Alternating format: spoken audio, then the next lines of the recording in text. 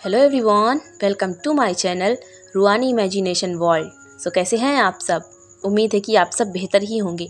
तो मैं आ चुकी हूँ अपनी story first step towards my life के नेक्स्ट एंड लास्ट पार्ट के साथ, जिसका आप सभी को बेसब्री से इंतज़ार था। जिन लोगों ने इसके फर्स्ट पार्ट को अभी तक नहीं देखा है वो लोग इसके पहले पार्ट को जाकर चेक कर सकते हैं। उसे मैंने अपने चैनल पर पहले ही अपलोड कर दिया है।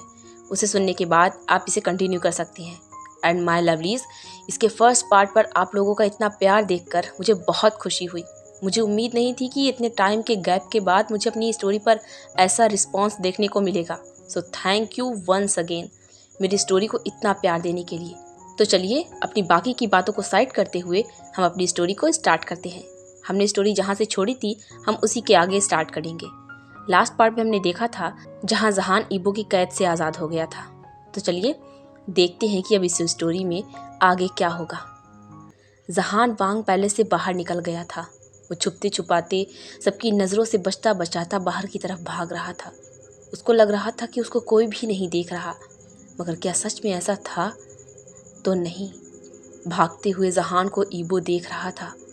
उसकी आंखें बिल्कुल खाली और एक्सप्रेशनलेस थी, जिनको पढ़ा नहीं जा सकता था। वो बस अपनी पैंट पॉकेट में अपना हाथ डाले जहान को भागता हुआ देख रहा था। और जैसे ही ईबो के पीछे खड़े हाउशवान की नज़र भागते हुए जहान पर गई, वो ईबो को क्रॉस करता हुआ आगे बढ़ा। मगर इससे पहले कि वो जहान के पीछे जा पाता, ईबो की कोल्ड वॉइस से वो एकदम रुका। ईबो ने कहा, जाने दो उसे। हाउशवान ने हैरान होते हुए कहा, बट बॉस, वो भाग जाएगा। ईबो ने अपनी उसी वॉइस में अपने कोल्ड एक्सप्रेशन को मेंटेन रखे कहा, मैंने कहा जाने दो उसे। जो चीज़ अपनी हो वो दुनिया में चाहे जहाँ भी रहे, उस पर हक सिर्फ अपना ही होता है, वो अपनी ही होती है। ये कहते हुए वो जहान की तरफ बिना अपनी पलकें झपकाए उस रूफ टॉप से देख रहा था, जो अब ईबो की सरहद को पार कर गया था। बहुत मुश्किलों का सामना करते हुए जहान शाओ पैलेस पहुंचा था। उन जंगलों में खार होता हुआ जहान आज पूरे 3 दिन बाद अपने घर के सामने खड़ा था। उसे कितनी खुशी और सुकून महसूस हो रहा था आज बरसों बाद अपने घर लौटकर, जिसका वो खुद भी अंदाज़ा नहीं लगा सकता था। वो बहुत बुरी हालत में था। उसकी वो वाइट शर्ट जो उसने पहन रखी थी, जंगलों के कांटेदार झाड़ियों में भागते हुए वो पूरी तरह से फट गई थी। उन कांटेदार झाड़ियों ने जहान को बहुत जख्मी किया था, जिसकी वजह से उसके जिस्म से जगह जगह से खून रिस रहा था। इतने दिनों से भूखे प्यासे उन जंगलों में दर बदर भटकने की वजह से उसके अंदर बिल्कुल भी जान नहीं बची थी। वो अपने लड़खड़ाते कदमों के साथ आगे बढ़ रहा था। चक्कर और कमज़ोरी की वजह से उसे सब कुछ धुंधला नज़र आ रहा था, लेकिन फिर भी वो ज़बरदस्ती खुद को संभालता हुआ आगे बढ़ रहा था। लेकिन उसके जिस्म ने जवाब दे दिया और वो वहीं पैलेस के मेन डोर पर ही बेहोश हो गया। मगर इससे पहले कि वो ज़मीन पर गिर पाता, एकदम से किसी मजबूत बाजुओं ने उसे थामा था।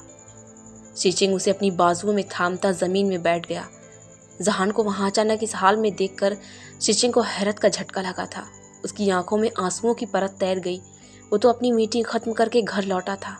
उसे उम्मीद न थी कि उसे जहान पैलेस के बाहर मिलेगा, वो भी इस हालत में। उसका कलेजा उसके मुंह को आया था जहान को इस हाल में देखकर। शीचिंग ने जहान के ज़ख्मी चेहरे पर हल्के से अपने हाथ को थपथपाते हुए अपनी लड़खड़ाती हुई आवाज़ में कहा, जहान जहान अपनी आंखें खोलो, अपनी आंखें खोलो मेरे भाई। क्या हुआ तुम्हें? तुम्हें इतनी चोटें कैसे लगी है? जहान मेरी तरफ देखो, अपनी आंखें खोलो। देखो गा बुला रहे हैं, अपनी आंखें खोलो मेरे भाई। लेकिन जहान अब भी बिल्कुल मूव नहीं हो रहा था।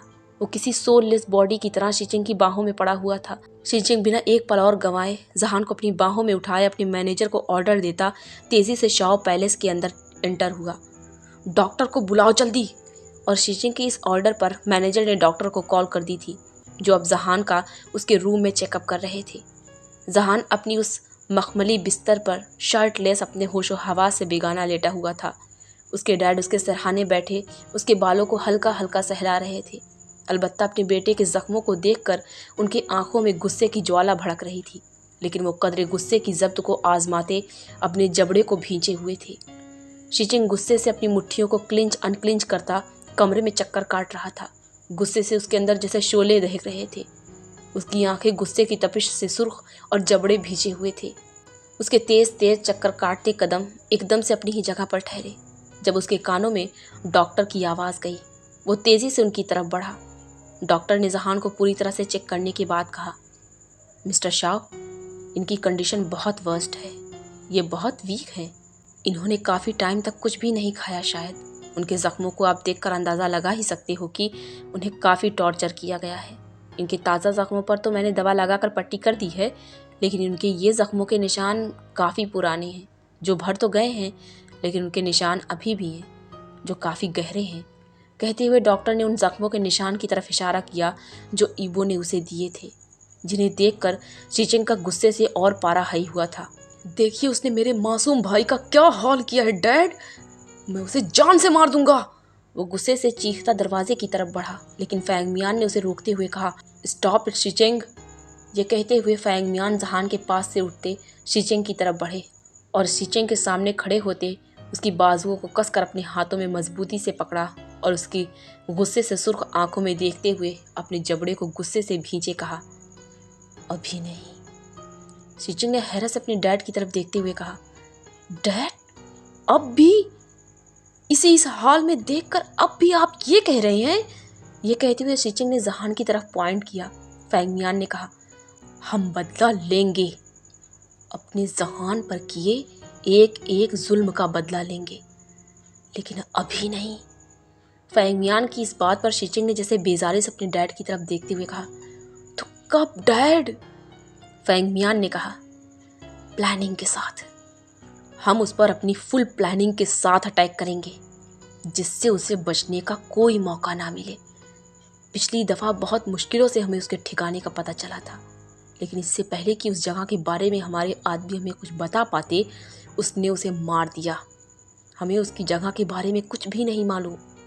पहले अपने तरीके से उसकी खुफिया जगह के बारे में पता करेंगे, फिर अटैक करेंगे, समझे? ये कहते हुए फैंग मियान ने शीचिंग के बाजुओं को पकड़े हुए मजबूती से शेक किया और अपने डैड की ये बात सुनकर शीचिंग ने गुस्से से अपनी मुट्ठियां भींचे जहान की तरफ देखा, जो उस आईवी ड्रिप से कनेक्टेड अपनी आंखें बंद किए लेटा हुआ था और अपने भाई को देखते हुए ही उसकी आंखें एकदम से छलकी। जितनी मोहब्बत फैंग मियान अपने बेटे जहान से करता है, उससे कई गुना ज़्यादा मोहब्बत शीचिंग जहान से करता है। फैंग मियान ने जहान को माफिया वर्ल्ड से दूर रखने के लिए उसे यूरोप में पढ़ाया लिखाया, क्योंकि वो जानते थे कि वो हर वक्त दुश्मनों से घिरे रहते हैं। ऐसे में अगर उनके दुश्मनों को पता चलता कि जहान फैंग मियान का बेटा है, तो उनको जहान के ज़रिए फैंग मियान को उसके घुटनों पर लाने में वक्त नहीं लगता, क्योंकि जहान बहुत मासूम था। इसलिए फैंग मियान ने उसे माफिया वर्ल्ड से दूर रखा था। इसलिए उसके दुश्मनों को खबर नहीं थी कि फैंग मियान का कोई और भी बेटा है। वो आज़ादी से यूरोप में पला बढ़ा, जहाँ उसकी हर एक ख्वाहिश का ख्याल रखा जाता था। वो वेकेशन पर अपने डैड और अपने गा से मिलने आता था, लेकिन इस बीच उसे पैलेस से बाहर जाने की इजाज़त नहीं होती थी। लेकिन फिर भी उसके ज़िद करने पर अपने डैड से छुपकर शीचिंग उसकी सिक्योरिटी का पूरा ख्याल रखते हुए उसे अपने साथ बाहर लेकर जाता था। अपने भाई की एक छोटी सी ख्वाहिश पर शीचिंग जहान लुटाता था, फिर चाहे उसके कहने पर मिट्टियों के साथ खेलना हो, बारिश के पानी में भीगना हो, रात को छुपकर हाइड एंड सीक खेलना हो, या फिर उसके लिए इंटरनेट से सीखकर स्ट्रॉबेरी केक बनाना हो। और शीचिंग को अपने भाई के लिए बच्चा बनकर ये सब कुछ करता उसके बॉडीगार्ड्स बहुत हैरत से देखते थे, क्योंकि उन सभी को पता था कि उनके बॉस कितने ख़तरनाक और गुस्से के सख्त इंसान हैं। 2 मिनट में हर किसी को उनके घुटनों पर लाने वाले खुद अपने भाई के लिए घुटनों पर बैठे अपने कानों को दोनों हाथों से पकड़े अपने भाई की दी हुई पनिशमेंट पूरी कर रहे हैं, और उनका छोटा भाई उनके सामने अपने पैर पर पैर जमाए बैठा मज़े से सेब खा रहा है। उसकी एक छोटी सी चोट पर पूरा पैलेस सर पर उठाने वाला उसे इस तरह जख्मों से लिपटा देखकर किस तरह खुद को कंट्रोल करता होगा।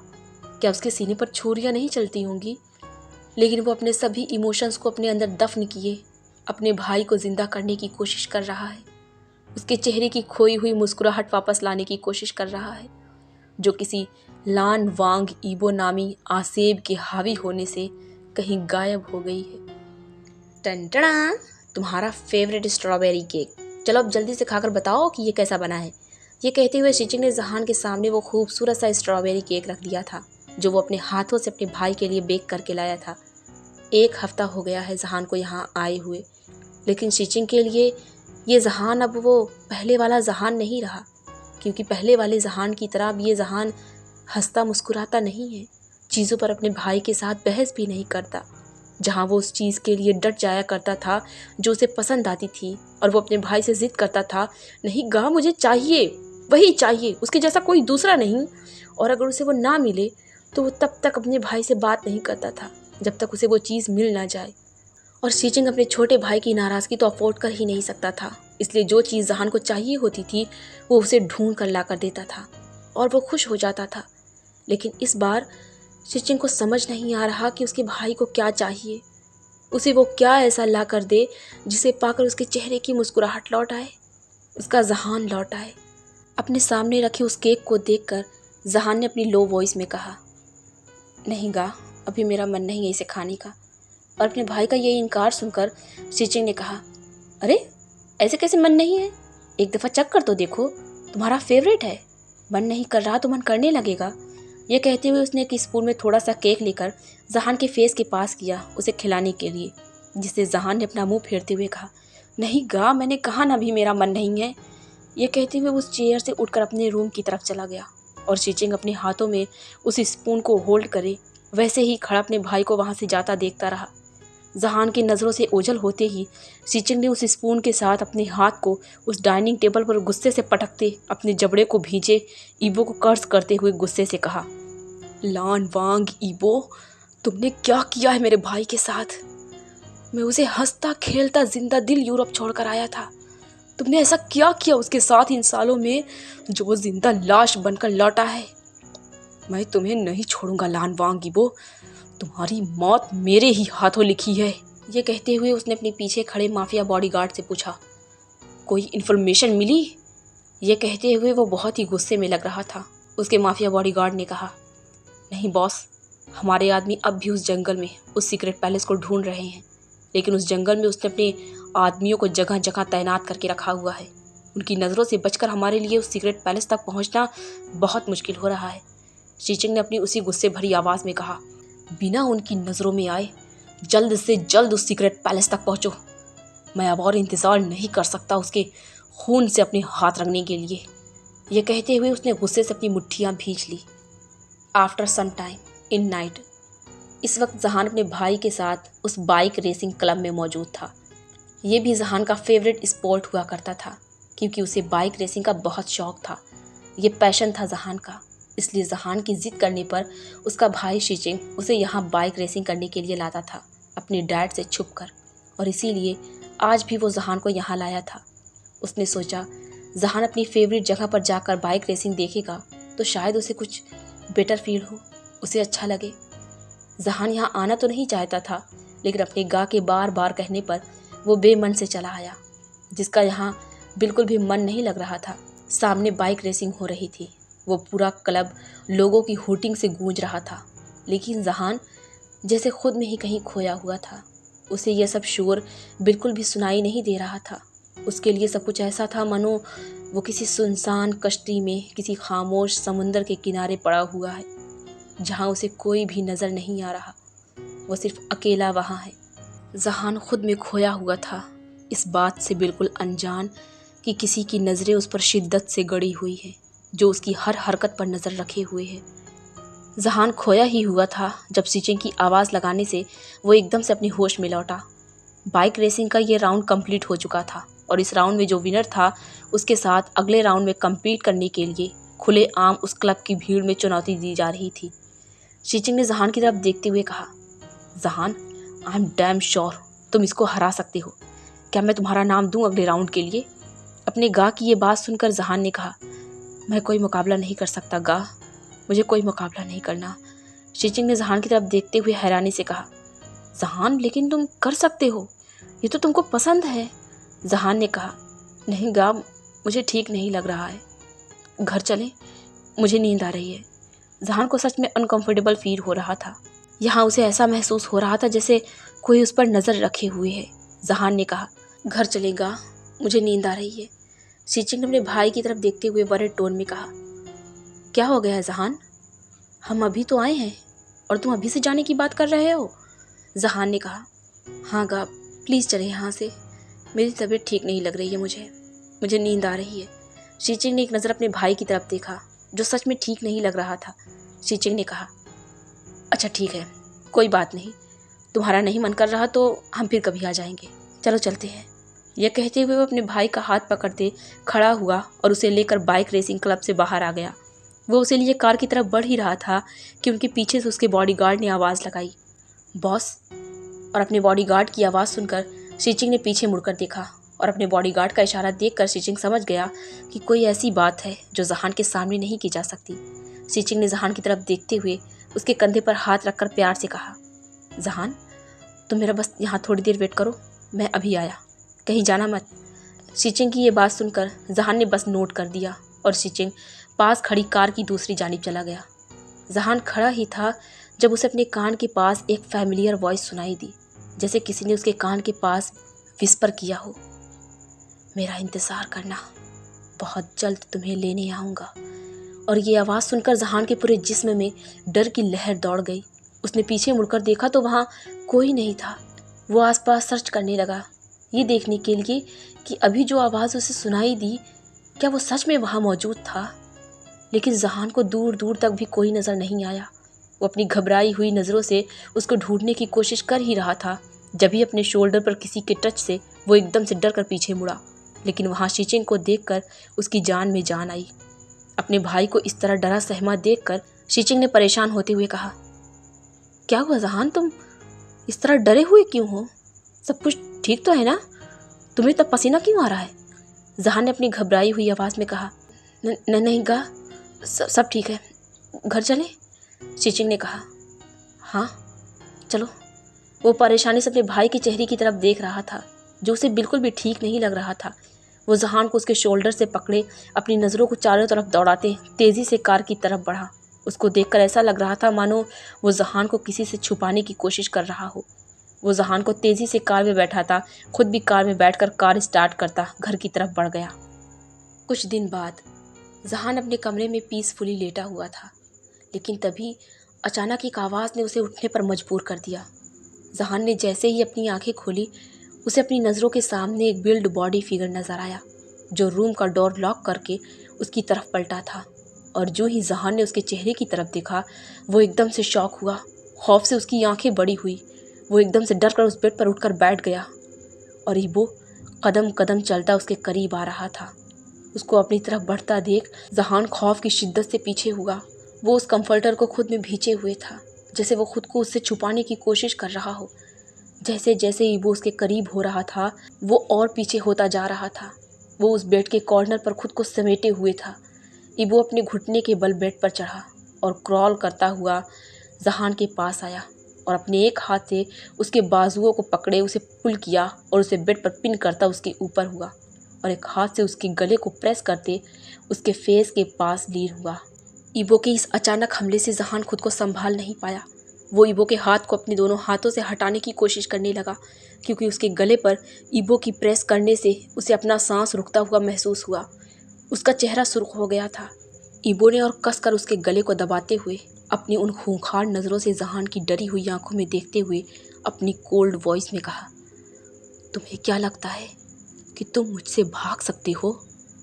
नहीं शाओवी जहान, तुम मुझसे भाग नहीं सकते, क्योंकि अब तुम पर सिर्फ मेरा हक है। तुम सिर्फ मेरे हो और लान वांगीबो अपनी कोई भी चीज़ नहीं छोड़ता। मैं तुम्हें इतनी आसानी से अपनी कैद से आज़ाद नहीं होने दूंगा। बहुत जल्द तुम वापस से मेरे शिकंजे में होगे। बहुत जल्द मैं वापस से तुम्हें कैद कर लूँगा अपने पास, जहाँ से तुम कभी भाग नहीं पाओगे। उस वहशी को वापस से अपनी उसी शक्ल में देखकर जहान को उसके अंदर तक खौफ उतरता हुआ महसूस हुआ। इब्बो की पकड़ उसके गले पर इतनी सख्त थी कि जहान को ऐसा महसूस हुआ मानो ये उसकी आखिरी सांसें हो। उसका चेहरा पूरी तरह से सुर्ख हुआ पड़ा था, आंखों में मानो खून उतर आया हो। वो इब्बो के अंदर अपनी सांसों के लिए छटपटा रहा था। उसने अपनी उखड़ती सांसों के दरमियान बामुश्किल कहा, मुझे छोड़ो लान वांग इब्बो, मेरा दम घुट रहा है, मैं मर जाऊंगा। जहान को एकदम से अपना सांस बंद होता हुआ महसूस हुआ जब ईबो बिना उसकी परवाह किए उसकी बातों को नज़रअंदाज करता शिद्दत से उसके फेस पर लीन हुआ, मगर इससे पहले कि वो उसे किस कर पाता, जहान अपने उस खौफनाक सपने से जाग गया। उसके सांसों की रफ्तार बहुत तेज़ थी, उसका पूरा चेहरा पसीने से भीगा हुआ था। उसने डरकर अपनी नज़रों को पूरे कमरे में दौड़ाया तो उसे ईबो कहीं नज़र नहीं आया, और ईबो को वहाँ न देखकर जहान को एहसास हुआ कि ये उसका सिर्फ एक बुरा ख्वाब था। ईबो वहाँ मौजूद नहीं है, और ये एहसास होते के साथ ही वो अपने चेहरे को अपने घुटनों में दिए फूट फूट कर रोने लगा। थोड़े टाइम तक वो वैसे ही बैठ कर रोता रहा। रात का आधा पहर गुजर गया। उसकी आंखें खाली थी, आंसू सूख चुके थे। वहाँ वो उस खिड़की पर बैठा अपनी नज़रें आसमान की तरफ किए हुए था, जहाँ बहुत से तारे टिमटिमा रहे थे। उसने खुद में ही कहा, तुम मेरी ज़िंदगी से चले क्यों नहीं जाते लान वांग ईबो? क्यों मेरे ख्यालों में, मेरे सपनों में ज़िंदा हो तुम? मैं तुमसे नफ़रत करता हूँ, बेइंतहा नफ़रत। तुम्हारी की गई गलतियों के लिए तुम्हें कभी माफ़ नहीं करूँगा। मैं तुम्हारी कैद से आज़ाद तो हो चुका हूँ, लेकिन तुमसे आज़ाद क्यों नहीं हो पा रहा? तुम्हारी बेड़ियों से मैं आज़ाद हूँ, लेकिन वो मेरे पैरों में अब भी महसूस क्यों होती हैं? तुम्हारी यादें, तुम्हारी बातें, तुम्हारे होने का एहसास क्यों हर वक्त मुझे किसी काले साए की तरह घेरे रहता है? तुम मुझे क्यों नज़र आते हो लान वांग ईबो? मेरे ख्वाबों से, मेरे ख्यालों से तुम दूर क्यों नहीं चले जाते? मुझे अकेला छोड़ दो लान वांग ईबो, मुझे जीने दो सुकून से। बस चले जाओ मेरी ज़िंदगी से, मुझे तन्हा छोड़ दो। मेरे साथ चले जाओ लान वांग ईबो, चले जाओ मेरी ज़िंदगी से हमेशा हमेशा के लिए। मैं तुम्हें दोबारा फिर कभी नहीं देखना चाहता, कभी नहीं। ये कहते हुए उसकी आंखों का ठहरा वो आंसू उसके चेहरे पर लुढ़क गया, जिसको उसने बेदर्दी से रगड़ कर साफ कर दिया। आफ्टर 1 वीक इन नाइट, जहान उस ड्रेसिंग टेबल के सामने खड़ा था। वो अपने बालों को टॉवल से सुखा रहा था, क्योंकि अभी अभी वो शावर लेकर आया था। उसने अपना मरून नाइट सूट पहन रखा था, जिसके बटन पूरी तरह से ओपन थे। वो अपने बालों को सुखा ही रहा था जब उसकी नज़र मिरर के थ्रू उसके जिस्म के उन ज़ख्मों के निशान पर पड़ी जो ईबो ने उसे दिए थे। उसके हाथ खुद ब खुद उसके चेस्ट पर गए, और उस पर नज़र पड़ते के साथ जहान को ईबो का ख्याल शिद्दत से आया था। उसके किए गए जुल्म उसकी नज़रों के सामने किसी फ्लैशबैक की तरह होकर गुजरे। उसने उन ज़ख्मों को हल्का सा टच करते हुए खुद में कहा, तुम आज भी यहाँ मौजूद हो लान वांग ईबो, इन स्कार की शक्ल में आज भी तुम यहाँ मौजूद हो। जहान खुद में ही खोया हुआ था जब उसके कानों से एक आवाज़ टकराई, मैंने तुम्हें बहुत मिस किया स्वीट हार्ट। और ये आवाज़ सुनकर जहान ने अपनी नज़रें ऊपर उठाई और उस मिरर के थ्रू ईबो को अपने पीछे खड़ा देखकर उसको अपने कदमों तले ज़मीन सरकती महसूस हुई। उसकी दिल ने एक धड़कन छोड़ी थी, सांसें मानो हलक में ही कहीं अटक गई हों। वो अपनी आंखों को हैरत से बड़ा किए उस मिरर के थ्रू एक बार फिर से उस शख्स को देख रहा था। जहान ने गुस्से से अपने जबड़े को भींचते हुए कहा, तुम मुझे अकेला क्यों नहीं छोड़ देते लान वांग ईबो? चले क्यों नहीं जाते मेरी ज़िंदगी से? मेरी दुनिया से चले जाओ और मुझे अकेला छोड़ दो। मैं तुम्हें याद नहीं करना चाहता, तुम्हें नहीं देखना चाहता, फिर क्यों मेरी नज़रों के सामने आ जाते हो बार बार? ये कहते हुए जहान की वो आंखें एक बार फिर से छलक पड़ी। वो अपनी आंखों को बंद किए रोने लगा। उसकी सिसकियाँ उस कमरे में गूंजी। ईबो ने उसे पीछे से हक करते हुए कहा, तुम रो क्यों रहे हो स्वीट हार्ट? क्या तुम मुझे इतना मिस कर रहे थे? देखो मैं तुम्हारे पास आ गया।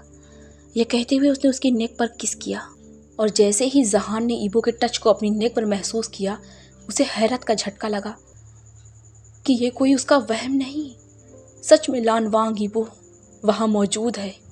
और ये एहसास होते के साथ ही वो उसे पुश करता पीछे मुड़ा, और एक बार फिर से उस वहशी को सचमुच अपने सामने देखकर उसके पूरे वजूद में शदीद डर की लहर दौड़ गई। वो डर से शिवर करने लगा। उसने अपनी डर से कपकपाती हुई आवाज़ में बमुश्किल कहा, तुम क्या तुम सच में यहाँ मौजूद हो? तुम यहाँ क्या कर रहे हो लान वांग ईबो? मेरे कमरे में कैसे आए? तुम यहाँ कैसे आए? चले जाओ यहाँ से। मैंने कहा चले जाओ यहाँ से लान वांगी वो, वरना मैं अपने डैड को बुला लूंगा और वो तुम्हें जान से मार देंगे। ये कहते हुए जहान उस पर चीखा था। जहान को इस तरह बिहेव करता देख ईबो तेजी से उसकी तरफ बढ़ा और उसके शोल्डर को होल्ड करते उस ड्रेसिंग टेबल के मिरर से पिन करते हुए उसके फेस के पास लीन हुआ और गुस्से से अपने जबड़े को भींचे अपनी शोला बार आंखों से जहान की उन आंसुओं से भीगी आंखों में देखते हुए कहा, क्या कहा तुमने? तुम मुझे देखना नहीं चाहते? चला जाऊं मैं यहां से? नहीं शाओवी जहान, मैंने तुम्हें खुद को भूलने के लिए तुमको आजाद नहीं किया। मैंने तुम्हें इसलिए आजाद किया है ताकि तुम जी सको, जो चाहे वो कर सको, क्योंकि तुम जीना चाहते थे। मैंने तुम्हें आजाद किया ताकि तुम जियो, लेकिन मुझे भूल कर नहीं। नहीं शाओवी जहान, मुझे भूल कर नहीं। मैंने तुम्हें जीने की इजाजत दी है, मुझे भूलने के लिए नहीं। भले ही तुम इस वक्त मेरी कैद में नहीं, लेकिन इसका मतलब ये नहीं कि मेरी तुम पर नजर नहीं। तुम आज भी मेरी नजरों की कैद में हो। ईबो की ये बात सुनकर जहान ने गुस्से से ईबो को पुश करते हुए कहा, नहीं हूं मैं तुम्हारी कैद में, नहीं हूं लानवांग ईबो, नहीं हूं मैं तुम्हारी कैद में। मैं तुम्हारी कैद से अब आजाद हूं, यहां अपने घर में हूं, तुमसे दूर, जहां तुम मेरा कुछ नहीं बिगाड़ सकते। यह कहते हुए जहान भले ही गुस्से में था, लेकिन ईबो का खौफ अब भी उस पर तारी था। वो डर की शिद्दत से कांप रहा था, उसके अल्फाज लड़खड़ा रहे थे, उसका पूरा फेस पसीने से भीगा हुआ था और उसे इस तरह से कांपता हुआ देखकर ईबो ने स्मर्क करते हुए कहा, क्या सच में तुम मेरी कैद से आजाद हो? नहीं शाओवी जहान, तुम खुद से झूठ बोल रहे हो। मेरे खौफ से तुम्हारा ये कांपता वजूद इस बात की गवाही दे रहा है कि तुम अब भी मेरी कैद में हो, अब भी मेरी गिरफ्त में हो। ये कहते हुए वो कदम कदम चलता जहान के पास आया और उसकी बाजुओं को पकड़कर उसके फेस के पास लीन हुआ, इतना कि जहान उसकी सांसों को अपने फेस पर फील कर सके। और ये करके वो जहान की सांसों को एक पल के लिए थाम गया था।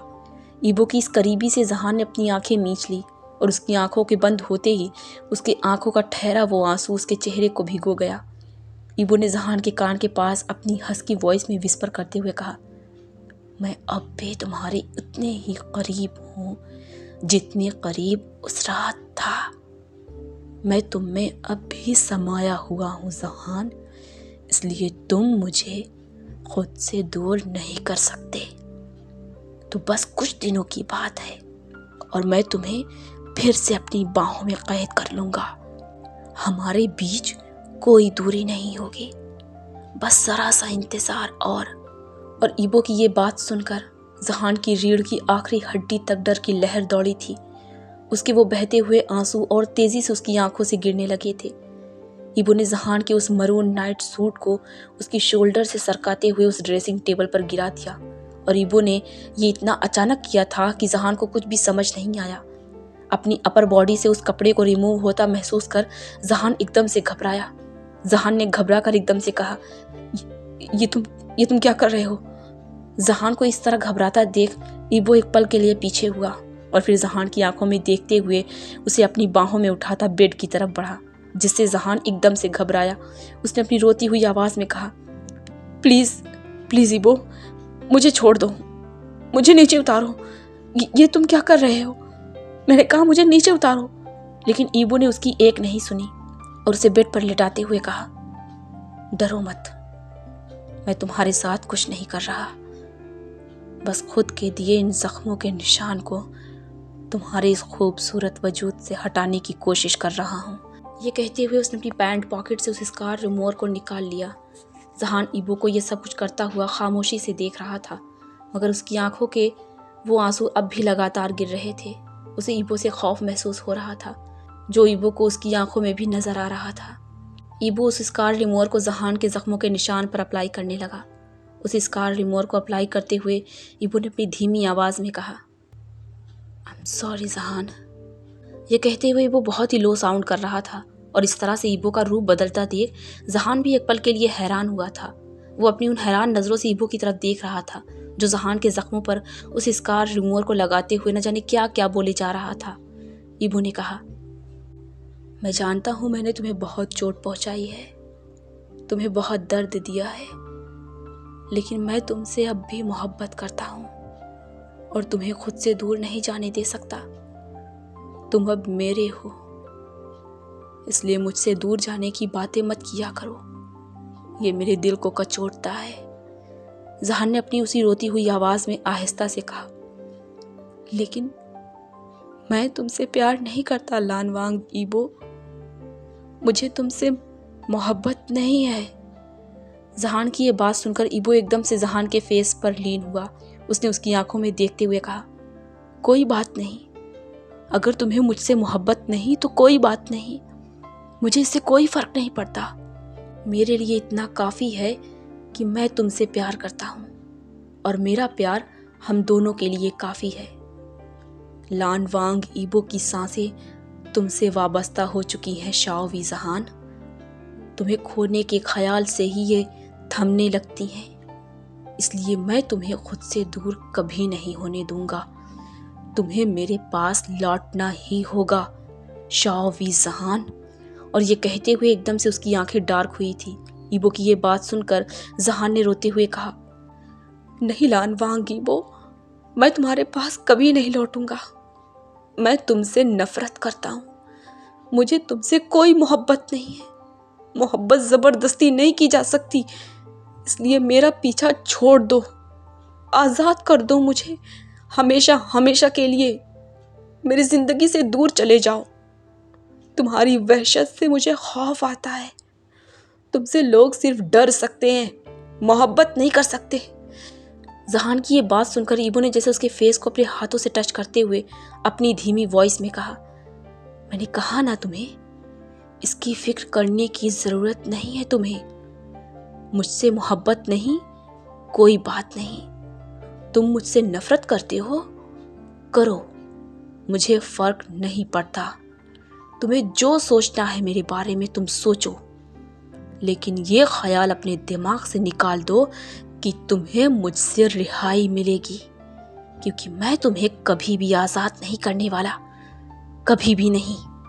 ये कहते हुए वो जहान के लिप्स पर लीन हुआ, मगर इससे पहले कि वो उसको किस कर पाता, डोर पर नॉक हुई।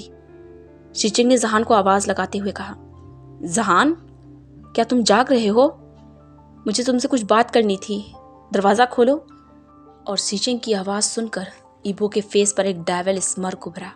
उसने जहान की आंखों में देखते हुए लो वॉइस में कहा, साला, कबाब में हड्डी निकाल कर फेंक दूं क्या?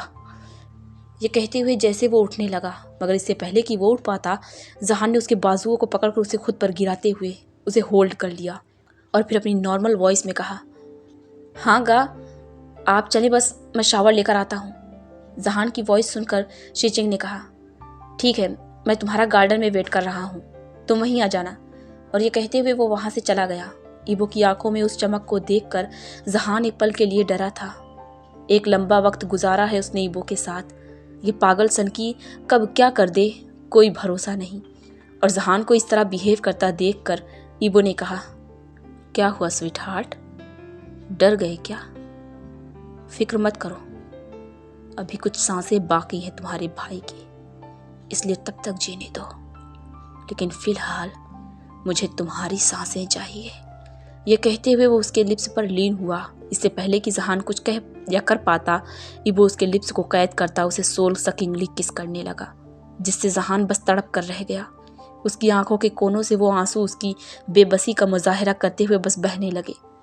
कुछ मिनट बाद ईबो उसे अपनी पकड़ से आज़ाद करता उस बेड से उठ खड़ा हुआ। उसने जहान की तरफ देखते हुए कहा, मेरे आने का इंतज़ार करना स्वीट हार्ट, बहुत जल्द तुम्हें यहाँ से लेने आऊँगा। ये कहते हुए उस खिड़की से बाहर चला गया जहाँ से वो आया था, और उसके जाते ही जहान अपनी भारी सांसों के साथ उस बेड पर पड़ा, अपनी आँखें नीचे खुलकर रोने लगा। रोने की शिद्दत से उसकी हिचकियाँ बंध गई थी, उसका पूरा वजूद रोने की शिद्दत से लरज़ रहा था। दूसरी तरफ ईबो जो शाओ पैलेस के बाहर थोड़ी दूरी पर अपनी कार में बैठा हुआ था। उसकी नज़रें उस शाओ पैलेस पर टिकी हुई थी जो बिल्कुल अंधेरे में डूबा हुआ था। ईबो ने स्मर करते हुए अपनी डार्क वॉइस में कहा, लोगों को अंधेरे में रखने का बहुत शौक है ना तुमको, तो थोड़ी देर इस अंधेरे का मज़ा तुम भी लो। ये इतना भयानक तो नहीं है जो मैंने देखा है। ये तो मैंने बस ज़रा सा नमूना दिया है तुम्हें कि तुम्हारी आने वाली ज़िंदगी में इससे कई गुना ज़्यादा अंधेरा करने वाला है ये लान वांग ईबो। ये कहते हुए वो बहुत ही डार्क साउंड कर रहा था। On the other side in Wang palace, जहाँ उस हंटर पैलेस के अंधेरे में बिल्कुल खामोशी छाई हुई थी। सिर्फ उन कंप्यूटर स्क्रीन की निकलती रोशनी से उस रूम में थोड़ी बहुत रोशनी फैली हुई थी और उस कंप्यूटर के कीबोर्ड पर मेंग्याओ की उंगलियां फुर्ती से मूव हो रही थी। उसके पास में हाओशुआन खड़ा शाओ पैलेस के नक्शे पर जगह जगह मार्क कर रहा था। साथ ही साथ वो किसी से फ़ोन पर कुछ बातें डिस्कस कर रहा था और ईबो उन दोनों के सामने उस अंधेरे में अपनी चेयर पर लीन होकर अपनी आंखें बंद किए बैठा हुआ था। उसको देखकर ऐसा लग रहा था मानो वो किसी ख्यालों में गुम हो। वो खोया ही हुआ था कि मेंग्याओ की आवाज़ पर उसने एकदम से अपनी आंखें खोली। मेंग्याओ ने जैसे खुश होते हुए कहा, इट्स डन बॉस। ये कहते हुए उसने एक लास्ट बटन को प्रेस कर दिया था और मेंग्याओ की ये आवाज़ सुनकर ईबो के चेहरे पर एक स्मर्क उभर आया। एक्चुअली जब ईबो जहान से मिलकर वापस लौट रहा था तो उसने शाओ पैलेस के पावर रूम में शॉर्ट सर्किट कर दिया था, जिसकी वजह से कुछ पल के लिए शाओ पैलेस का सिक्योरिटी सिस्टम वीक हो गया और उसी का फ़ायदा उठाकर मेंग्याओ ने शाओ पैलेस की सभी सिक्योरिटी को हैक कर लिया। अब वो शाओ पैलेस की किसी भी सिक्योरिटी, किसी भी कैमरे, यहाँ तक कि उस शाओ पैलेस में लगे किसी भी सिक्योरिटी पासवर्ड को वो डिकोड कर सकता था। अब उसके पास शाओ पैलेस की पूरी इन्फॉर्मेशन थी। ईबो अपनी चेयर से उठता कदम कदम चलता मेंग्याओ के करीब आया और उस कंप्यूटर स्क्रीन की तरफ लीन होते हुए अपनी डार्क वॉइस में कहा, सीसीटीवी कैमरा ऑन करो। और ईबो की इस ऑर्डर पर मेंग्याओ ने शाओ पैलेस के सीसीटीवी कैमरा को ऑन कर दिया, जिसे देखकर मेंग्याओ ने कहा, बॉस ये तो हम पर अटैक करने की प्लानिंग कर रहे हैं। इनफैक्ट इनके आदमी भी हमारे वांग पैलेस के इर्द गिर्द मौजूद हैं। ईबो ने उस स्क्रीन पर देखते हुए ही एक डेविल स्मर्क किया और फिर खड़े होते हुए अपने हाथों को अपने पैंट पॉकेट में डाले कोल्ड वॉइस में कहा, तुम मेरी सोच के मुताबिक निकले शाओ फ्यांगमियान, इसलिए मुझे कोई हैरानी नहीं। इम्प्रेसिव, दाव अच्छा खेला है, छुप कर वार करने का, अपनी फितरत के मुताबिक। लेकिन फिक्र मत करना, इस बार पहला सरप्राइज अटैक मेरी तरफ से होगा। तुम्हें शिकायत का कोई मौका नहीं दूंगा। यह कहते हुए वो ज़ोर ज़ोर से हंसने लगा। उसके हंसने की आवाज़ में एक खौफनाकियत थी जो उस खौफनाक हंटर पैलेस की खौफनाक खामोशी में बुरी तरह से गूंज रही थी। और उसे इस तरह हंसता हुआ देखकर मेंग्याओ एंड हाओशुआन के फेस पर भी स्माइल उभर आई। आफ्टर 2 days जहान इस वक्त उस शाओ पैलेस के कॉरिडोर से होता हुआ अपने डैड की मीटिंग रूम की तरफ जा रहा था। जब से जहान वापस आया है उसने अपने डैड से किसी भी बारे में बात नहीं की, कोई सवाल नहीं किया। उसे डर था कि कहीं उसका सवाल उसके डैड के लिए उसके भरोसे पर उंगली न उठा दे। मगर आज उसने खुद को मजबूत कर लिया था कि वो आज सच जान कर रहेगा, अपने डैड से इस बारे में बात करेगा और उनसे पूछेगा कि लान वांग ईबो जो कुछ कह रहा था क्या वो सच था, और अगर वो सच नहीं है तो फिर सच आखिर है क्या? क्यों लान वांग ईबो उनसे इतनी नफरत करता है? यही सब सोचते हुए वो अपने डैड की तरफ बढ़ रहा था। आफ्टर सम टाइम इन शाओ पैलेस, जहाँ जहान अपने डैड से बात कर रहा था, वो ईबो के हर एक सच से वाकिफ हो चुका था। जो कुछ भी उसे नहीं मालूम था, जहान के पूछने पर फैंगमियान ने उसे सब कुछ बता दिया। ईबो की स्कारफुल बचपन से लेकर उसके मॉम डैड की डेथ तक। अब जहान को ईबो के बारे में सब कुछ मालूम था। जहान अपने डैड की तरफ हैरत से देख रहा था। उसकी आंखों के वो आंसू छलके थे, जिसे देखकर फैंगमियान जहान की तरफ बढ़े और उन्होंने उसके आंसुओं को साफ करते हुए उसे अपने सीने से लगाया और प्यार से उसके सर पर हाथ फेरते हुए कहा, कभी कभी जो हमारी नज़रों के सामने हमें दिखता है वो वैसा नहीं होता जैसा वो दिखता है। लान वांग ईबो भी वैसा नहीं है। वो जिस दलदल में धंसा हुआ है उसे खुद भी खबर नहीं कि वो उसे ही निगल रही है। मुझे माफ़ कर दो मेरे बेटे, मेरी वजह से तुम्हें न जाने कितनी तकलीफ़ें झेलनी पड़ी। उस लान वांग ईबो का टॉर्चर सहना पड़ा और मैं चाह कर भी कुछ नहीं कर पा रहा था। अपने डैड को माफ़ कर दो। जहान ने अपने आंसुओं से डबडबाई हुई आंखों से अपने डैड की तरफ देखते हुए कहा, नहीं डैड, आप सॉरी नहीं कहें। आप ही की वजह से मैं इस माफिया वर्ल्ड से दूर रहकर आज़ादी से जी सका हूँ। वो आज़ादी जो मेरे गा को कभी नहीं मिली। आपने मुझे यूरोप भेज दिया ताकि मुझ पर कोई चोट ना आए। आपने अपनी तरफ से पूरी कोशिश की मुझे बचाने की। आपका इसमें कोई कसूर नहीं है। सॉरी मत कहें प्लीज़। ये कहते हुए अपने डैड के सीने से चिमटा था, लेकिन तभी गोलियों की तेज़ धमक से वो खौफ से कांप गया। उसने हैरत से अपने डैड की तरफ देखा और अपनी कपकपाती हुई आवाज़ में कहा, कैसी आवाज़ थी डैड? फैंग मियान भी हैरान परेशान होकर उन गन फायर्स की आवाज़ को सुन रहा था। वो अभी समझने की कोशिश ही कर रहा था कि ये अचानक क्या हुआ कि तभी उस मीटिंग रूम का डोर ओपन हुआ और एक जख्मी बॉडीगार्ड ज़मीन पर खून से लबरेज गिर पड़ा। उसने अपनी अटकती हुई सांसों के दरमियान कहा, बॉस, लान वांग ईबो के आदमियों ने हम पर अटैक कर दिया है। वो गार्डन एरिया में घुस आए हैं और बहुत तेज़ी से पैलेस की तरफ बढ़ रहे हैं। हमारे आदमियों को उसकी खबर नहीं थी। उसने अचानक हमला किया है। बड़े मास्टर उनको रोकने उनके पीछे गए हैं। यह कहते हुए उसके साथ ही वो अपनी आखिरी सांसें ले चुका था और उस बॉडीगार्ड की ये बात सुनकर फैंग मियान तेज़ी से उस मीटिंग रूम से बाहर निकला। अपने डैड को वहाँ से जाता देख जहान भी उनके पीछे हुआ। फैंग मियान ने चिल्लाते हुए कहा, पैलेस का मेन डोर बंद करो, कोई भी अंदर ना आने पाए। सभी अपनी पोजीशंस लो और उन्हें खदेड़ दो। किसी को भी जिंदा मत जाने देना बचकर। ये कहता वो अपने आदमियों को इंस्ट्रक्शंस देता आगे की तरफ बढ़ रहा था, अपनी गन को अपनी पैंट पॉकेट से निकालते हुए। अपने डैड को बाहर की तरफ जाता देख जहान ने जैसे डर कर अपनी डैड को आवाज़ लगाई, डैड। पीछे से आती जहान की आवाज़ पर फैंग मियान पीछे मुड़ा।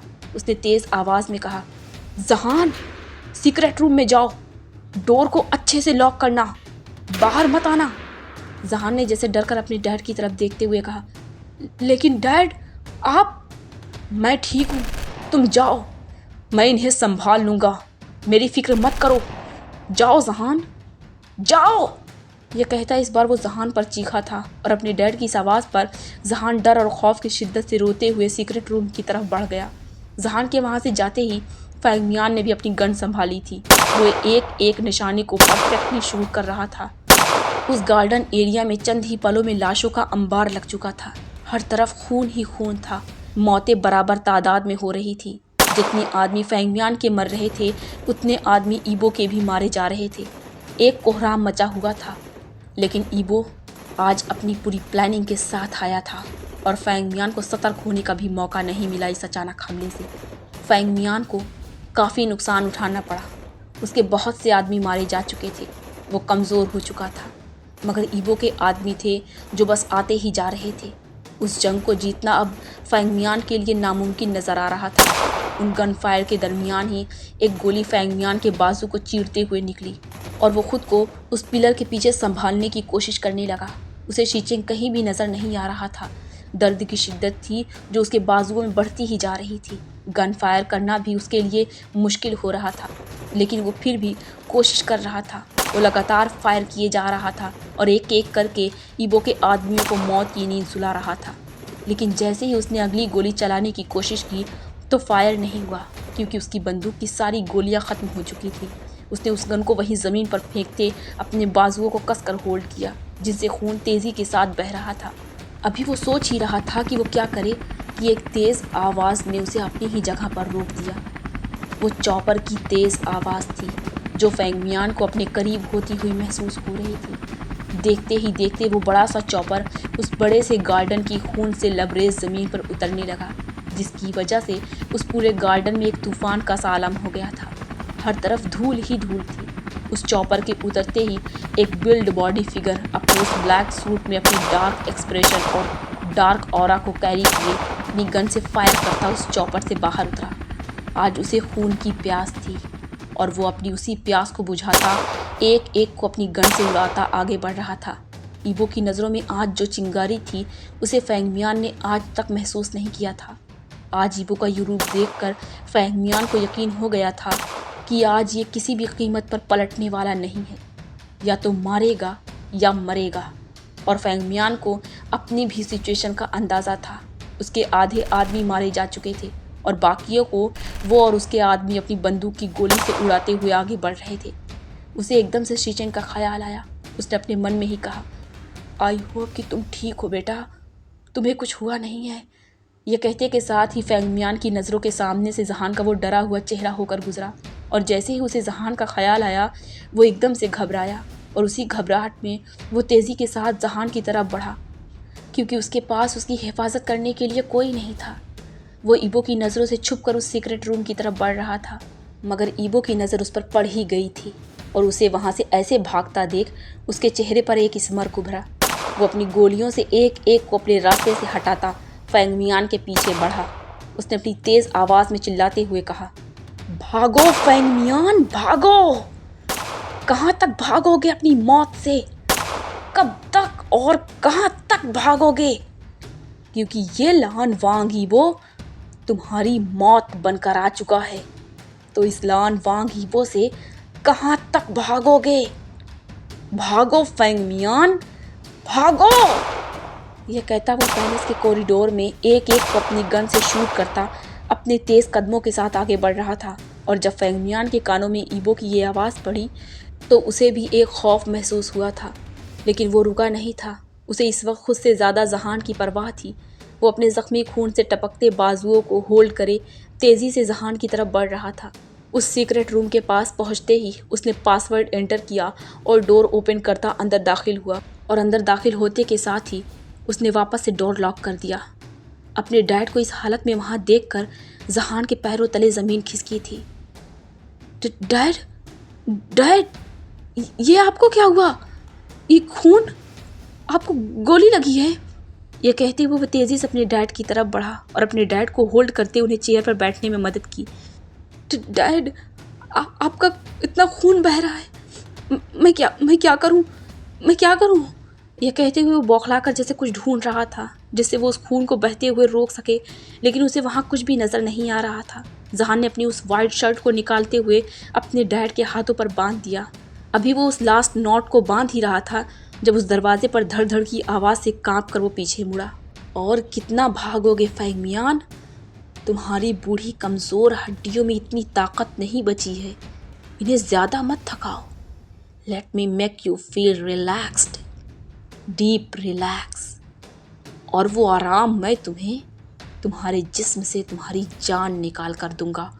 और ईबो की आवाज़ को वहाँ सुनकर वो एकदम से सुन्न हो गया। उसके पसीने से भीगे चेहरे पर डर और खौफ के साथ साथ परेशानी की लकीरें उभरी थी। उसके मुंह से बेसाख्ता निकला, ईबो। जहान के साथ साथ फैंगमियान को भी खौफ महसूस हुआ था। ईबो ने पास खड़े मेंगिया को अपने हाथ के इशारे से ऑर्डर दिया और ईबो का ऑर्डर मिलते के साथ ही फैंगमियान ने उस लॉक के पासवर्ड को डिकोड करते हुए उसे ओपन कर दिया। और जैसे ही ईबो ने उस रूम का डोर ओपन किया तो उसे अपनी नज़रों के सामने ज़मीन में एक दरवाज़ा बंद होता हुआ नजर आया, जिसे देखकर मेंगियाओ ने कहा, बॉस, ये तो अंडरग्राउंड जा रहे हैं। ईबो ने स्मर्क करते हुए कहा, भागने दो, जहाँ तक भागना चाहे भागने दो। मुझे इस चूहे बिल्ली के खेल में बहुत मज़ा आ रहा है। छिपने दो इस चूहे को इसके बिल में, लेकिन ये बिल्ली अपना पंजा ज़रूर मारेगी। ये कहते हुए वो बहुत ही डार्क साउंड कर रहा था। आज उसके सर पर खून सवार था। अपना बदला लेने के लिए वो आज किसी भी हद तक जा सकता था और वो जा भी रहा था। उसने एक तिरछी नज़र से मेंगियाओ की तरफ देखा, जिसका इशारा मेंगियाओ तुरंत समझ गया। उसने टैबलेट के कीबोर्ड पर तेज़ी से अपनी उंगलियों को मूव किया और एक भी मिनट नहीं गुजरा था कि मेंगियाओ ने कहा, डन बॉस।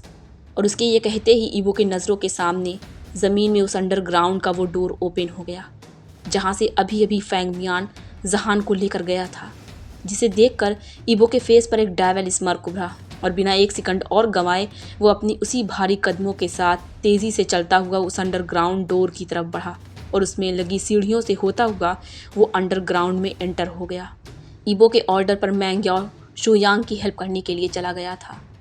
ईबो उस अंडरग्राउंड की डार्कनेस में अपनी गन को दोनों हाथों से मजबूती से थामे फुल फोकस के साथ अपने एक एक कदम को बढ़ा रहा था। वहाँ काफ़ी अंधेरा था, लाइट्स भी फ्लक्चुएट कर रही थी। ईबो इस अंधेरे में फैंगमियान को ढूंढता हुआ आहिस्ता आहिस्ता अपने धीमे कदमों को बढ़ाता आगे बढ़ रहा था। उसके बढ़ते हुए कदम उस फ्लक्चुएट होती लाइट के नीचे एकदम से रुके जब उसके कानों में फेंग मियान की आवाज़ पड़ी। यहाँ आने का मतलब जानते हो लान वांगीबो? तुम्हारी जिंदगी का सबसे बड़ा पछतावा जो तुम्हें होने वाला है। और जैसे ही उस अंधेरे में फेंग मियान की आवाज़ गूंजी, ईबो ने चारों तरफ देखा, लेकिन उसे फेंग मियान वहाँ कहीं नहीं नजर आया। सिर्फ उसकी आवाज़ सुनाई दे रही थी जो उस डार्क अंडरग्राउंड में हर तरफ गूंज रही थी। फेंग मियान की ये बात सुनकर ईबो ने मुस्कुराते हुए कहा, पछतावा? पछतावा तो तुम्हें होगा फेंग मियान, तुम्हारी की गई हर एक गलती का। आज मैं तुम्हें तुम्हारे गुनाहों की ऐसी सज़ा दूंगा कि तुम पछताओगे कि आखिर तुमने वो सब क्यों किया। फेंग मियान ने कहा, मैंने कुछ भी ऐसा नहीं किया है लान वांगीबो जिसके लिए मुझे पछताना पड़े। अलबत्ता वो तुम हो जिसको अपने किए पर पछताना चाहिए। और यकीन मानो लान वांगीबो, आज तुम पछताओगे। ईबो ने गुस्से से अपने जबड़े को भींचते कहा, तुमने कुछ नहीं किया तो फिर छुप क्यों रहे हो ऐसे कायरों की तरह? सामने आओ और मेरा मुकाबला करो। ये कहते हुए ईबो उस अंधेरे में हर तरफ अपनी गन को पॉइंट कर रहा था कि कहाँ उसे फेंग मियान नजर आए और वो उस पर शूट करे। ईबो की नज़रें उस डार्कनेस में हर तरफ फुल फोकस के साथ गड़ी हुई थी जब ही एक बार फिर से फेंग मियान की आवाज़ उस डार्क अंडरग्राउंड में गूंजी, तुम मुझे मार नहीं पाओगे लान वांगीबो, मैं तुम्हारी पहुंच से बहुत दूर हूँ। ये मेरी दुनिया है और यहाँ पर हुकूमत मैं करता हूँ, जहाँ तुम तन्हा हो। इसलिए फिक्र खुद की करो कि अब तुम्हारे साथ क्या होगा। तुम यहाँ से कहाँ गायब हो जाओगे, किसी को तुम्हारा सुराग भी नहीं मिलेगा। ईबो ने हंसते हुए कहा, सही कहा, मैं तुमसे इसी तरह की उम्मीद करता हूँ, अंधेरे में छुपकर लोगों पर वार करने की, उनके पीठ पीछे, जैसे तुमने मेरी माँ के साथ किया। कितना भरोसा करती थी वो तुम पर, उन पर भी तुमने अंधेरे में ही हमला किया ना, उनकी पीठ पीछे उनको धोखा देकर उनको जान से मारा। और ईबो का यह कहना था कि फेंग मियान की गुस्से से भरी आवाज़ उस डार्क अंडरग्राउंड में गूंजी, मैंने नहीं मारा तुम्हारी माँ को, नहीं मारा मैंने, नहीं दिया मैंने धोखा लैनी को। मैं क्यों दूंगा उसको धोखा, जबकि मैं खुद उससे मोहब्बत करता था, प्यार करता था मैं लैन ई से, बहुत प्यार करता था। लेकिन तुम्हारे बाप लैन कुरैन ने उसे मुझसे छीन लिया। वो जानता था कि मैं लैन ई से प्यार करता हूँ, लेकिन उसके बावजूद उसने लैन ई के साथ शादी कर ली, उसे अपनी झूठी मोहब्बत के जाल में फंसाकर। ईबो जो फेंग मियान की ये सारी बातें हैरान होकर सुन रहा था, उसे एकदम से गुस्सा आया और उसके इस डार्क अंडरग्राउंड के अंधेरे में बैक टू बैक कई फायरिंग करते हुए कहा, झूठ झूठ बोल रहे हो तुम फेंग मियान। अब तुम्हारी ये कौन सी चाल है बचने के लिए? अब कौन सा झूठ ये बुन रहे हो तुम? तुम्हें क्या लगता है मैं तुम्हारी बातों पर यकीन कर लूँगा? भूल है तुम्हारी। मैंने अपनी आँखों से देखा था तुमको मेरी माँ पर गोली चलाते हुए, अपनी आँखों से देखा था मैंने। और ये कहते हुए ईबो कदरे गुस्से के बल चीखा था, तुमने मेरी माँ को मुझसे दूर किया फेंग मियान, मेरी माँ को तुमने मुझसे छीना। तुम्हें क्या लगता है तुम्हें ऐसे ही जाने दूंगा? कभी नहीं। अपनी माँ की मौत का हिसाब लिए बगैर न यहाँ से खुद जाऊंगा और न ही तुम्हें जाने दूंगा। यहाँ से वापस तो सिर्फ अब एक ही लौटेगा, या तो तुम या फिर मैं, और डेफिनेटली वो मैं ही होऊंगा। उस रोज़ मैं बच्चा था, मासूम था, कुछ नहीं जानता था दुनिया के बारे में, दुनिया के लोगों के बारे में। लेकिन अब वो बच्चा नहीं रहा, अब वो बड़ा हो गया है जिसे सब कुछ समझ आता है। इसलिए मुझे बेवकूफ़ बनाने का सोचना भी मत। ईबो की ये बात सुनकर फेंग मियान ने टूटी हुई हंसी हंसते हुए कहा, मुझे तुम पर तरस आ रहा है लान वांगीबो, बहुत तरस आ रहा है तुम पर। तुम्हारे अपनों से तो तुम्हें कभी मोहब्बत मिली नहीं, बल्कि वो तो तुम्हें छोड़ कर चले गए। और जिसके लिए तुम यहाँ खड़े हो वो तो तुम्हारा अपना था भी नहीं। सही कहा है किसी ने कि रिश्ते खून से नहीं, मोहब्बत से बनते हैं, अपनायत से बनते हैं। फैंगमियान की ये बात सुनकर ईबो ने गुस्से से अपने जबड़े को भींचते हुए कहा, कहना क्या चाहते हो फैंगमियान? तुम्हारी इन बातों का क्या मतलब है? मेरी इन बातों का मतलब यही है लान वांग ईबो कि लैन यी तुम्हारी माँ नहीं है। और फैंगमियान की यह कहने की देर थी कि उस अंडरग्राउंड की डार्कनेस में गन फायर की आवाज़ गूंज गई। ईबो ने गन फायर करते हुए गुस्से से चीखते हुए कहा, shut up, just shut up, अपनी बकवास बंद करो। मुझे तुम्हारी किसी भी बात पर यकीन नहीं। तुम झूठ बोल रहे हो। मैं लैन ई का बेटा हूं, उस लैन ई का बेटा जिसको तुमने धोखे से मारा है, उस लैन ई का बेटा जिसकी माफिया वर्ल्ड की चेयर पर तुमने कब्जा किया है, उस लैन ई का बेटा। सुना तुमने फैंगमियान? उस लैन ई का बेटा जिसके खून का बदला लेने के लिए आज मैं यहाँ खड़ा हूँ। ईबो की ये बात सुनकर फैंगमियान ने नॉर्मल लहजे में कहा, गलत फहमी में जी रहे हो लान वांग ईबो, गलत फहमी में जी रहे हो। जाग जाओ, क्योंकि तुम लैन ई के नहीं, वेन शाओली के बेटे हो, जो अब वेन रूहान की वाइफ और वेन चाओ की माँ है। उस वेन शाओली के बेटे जिसने तुम्हारे बाप की मोहब्बत को सिर्फ पैसों के लिए ठुकरा दिया। फैंगमियान की इस बात पर ईबो की आंखें हैरत और गुस्से से बड़ी हुई थी। फैंगमियान ने कहा, लैन कुरैन शाओली से मोहब्बत करता था, वो भी लैन ई के अंडर ही काम करता था, लेकिन शाओली को दौलत चाहिए थी। उसके लिए सिर्फ लैन कुरैन की मोहब्बत काफ़ी नहीं थी, इसलिए तुम्हारे पैदा होने के बाद उसने लैन कुरैन को डाइवोर्स दे दिया था और पैसों के लिए वेन रूहान से शादी कर ली। इस चीज़ ने लैन कुरैन को बहुत इफ़ेक्ट किया था। उसकी मोहब्बत ने सिर्फ उसे पैसों के लिए ठुकरा दिया और तुम्हें, जो वो अपनी मोहब्बत की निशानी समझता था, अपनी सबसे बड़ी गलती की वजह समझने लगा।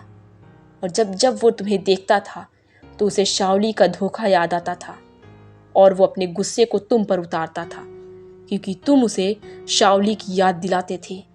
ये सुनकर ईबो ने जैसे डिसबिलीव से अपनी लड़खड़ाते लफ्ज़ों के साथ खुद में ही कहा, नहीं नहीं, ऐसा नहीं है।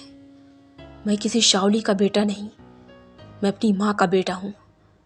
मैं लैन ई का बेटा हूँ। लैन ई मेरी माँ है। मैं लैन ई का बेटा हूँ।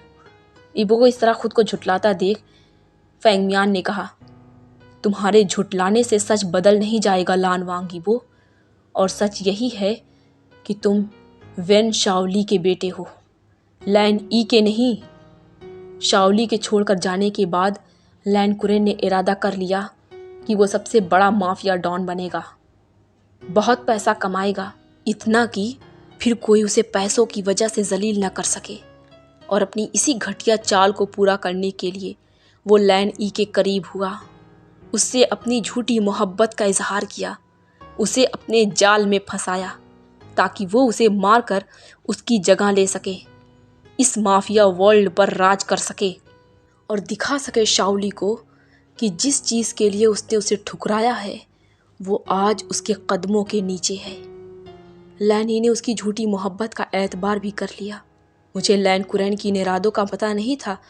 मैंने उससे कहा कि मैं लैन ई को प्रपोज करने जा रहा हूँ, उससे कहने जा रहा हूँ कि मैं उससे मोहब्बत करता हूँ। और जिस दिन मैं अपनी मोहब्बत का उससे इजहार करने वाला था, उसी दिन उसने लैन ई से शादी कर ली। मेरा दोस्त होकर मेरे पीठ में छुरा भोंक दिया। तुम 2 साल के थे जब वो तुम्हें लैन मेंशन लेकर आया था। उसने तुम्हें लैन ई की गोद में देते हुए कहा था कि तुम उसकी मरी हुई बहन के बेटे हो, जिसको वो जन्म देते के साथ मर गई, इसलिए उसने तुम्हें गोद लिया है। अब से वो तुम्हारा डैड है और लैन ई तुम्हारी माँ। ईबो खामोश था और फैंगमियान की सारी बातें सुन रहा था। फैंगमियान के एक एक अल्फाज उसके सीने में किसी तीर की तरह चुभ रहे थे, जिस पर उसे यकीन बिल्कुल भी नहीं हो रहा था। वो अपनी गन पर अपनी पकड़ मजबूत किए अब भी उस अंडरग्राउंड की डार्कनेस में पॉइंट किए खड़ा था। गुस्से से उसकी रगें उभरी हुई थी। फैंगमियान ने कहा, लैन ई ने तुम्हें सच में माँ बनकर गले लगाया था लान वांग ईबो। इसलिए वो तुम्हारी हिफाजत करती थी। तुम्हारी छोटी सी छोटी गलती पर जब तुम्हारे डैड तुम्हें मारते थे तो वो तुम्हें बचाती थी, क्योंकि वो तुम्हें सच में अपना बेटा मानती थी। तुमसे सच में बहुत मोहब्बत करती थी वो। खुद कभी माँ नहीं बनी सिर्फ इसलिए ताकि तुम्हारी मोहब्बत में कमी ना पड़ जाए, उसकी ममता बट ना जाए। धीरे धीरे वो बीमार रहने लगी थी। माफिया वर्क पर उसका ज़्यादा ध्यान नहीं हुआ करता था, जिसकी वजह से लैन कुरैन ही माफिया के सभी कामों को देखता था। क्या फैसला करना है, कौन सी डील साइन करनी है, माल कब और कहाँ पहुँचाना है, सब कुछ उसके जिम्मे हो चुका था। बिजनेस से लेकर माफिया वर्क के सभी फैसले वो खुद करता था और लैन ई को उस पर पूरा यकीन भी था। वो उसकी मोहब्बत में उस पर आंख बंद करके भरोसा करती थी। लेकिन एक दिन लैन ई के हाथों में लैन कुरैन के काले करतूतों का एक सुराग लगा। जिस मॉल को खड़ा करने में लैन ई ने अपनी जी जान लगाई थी, अपने डैड की उस ज़मीन को इंग्लैंड के माफिया डॉन के चंगुल से उसे छुड़ाया था, उसे फेंग मियान ने उसी माफिया डॉन को एक बड़ी कीमत पर बेच दिया था। और जब लैन ई को इस बारे में पता चला तो उसने मुझे लैन कुरैन के बारे में पता करने को कहा। और जब मैंने पता किया तो मालूम हुआ कि वो ऑलरेडी माफिया वर्क्स और बिजनेस में बहुत सारे घोटाले कर चुका है। बहुत से ऐसे प्लॉट्स हैं जिन्हें वो बेच चुका है। और ये सब कुछ जानकर लैनी ने उसके बैकग्राउंड के बारे में पता करने को कहा। और वहाँ मुझे मालूम पड़ा कि वो तो ऑलरेडी मैरिड था। लैन कुरैन की इस धोखे से लैन ई बहुत टूटी थी, लेकिन जब तक उसे सच का पता चला बहुत देर हो चुकी थी। लैन कुरैन को सब कुछ पता चल चुका था कि लैन ई उसके बारे में सब कुछ जान गई है, इसलिए वो अपने आदमियों के साथ लैन ई को मारने के लिए आ रहा था। उस वक्त तुम 10 साल के थे। हर वक्त अपनी डैड से लैन ई के पास छुपे रहते थे। लैन ई को पता था कि उस वहशी की नज़र में तुम्हारी कोई कीमत नहीं है, इसलिए वो तुम्हें लेकर वहाँ से भाग गई। लेकिन लैन कुरैन के आदमियों ने उसका पीछा किया, जिन्हें मैंने मौत के घाट उतारा। लेकिन लैन कुरैन उस तक पहुँच ही गया। उस दिन बहुत बारिश हो रही थी और उस बारिश में वो तुम्हें लेकर भागती उस सुनसान इलाके में पहुंची थी। वो अकेली तन्हा थी वहाँ। जब मैं वहाँ पहुँचा तो मैंने देखा लैन कुरैन भी ऑलरेडी वहाँ मौजूद है। उस दिन वहाँ एक नहीं 2 गोलियाँ चली थी। उसने लैन ई पर गन पॉइंट की तो मैंने लैन ई को बचाने के लिए गन फायर किया था और मेरी गोली लैन कुरैन के बाजुओं को चीर कर निकल गई। लेकिन मैं उसकी चली गोली से लैन ई को बचा नहीं पाया। उस कमीने ने लैन ई के पेट में गोली मारी थी और लैन ई को वहाँ मरता छोड़ वो भेड़िया तुम्हें लेकर वहाँ से भाग गया। उस बारिश में लैन ई का खून बहता रहा, लेकिन उसने पलट कर नहीं देखा। उस दिन के बाद से उसे किसी ने भी नहीं देखा कि वो कहाँ गया।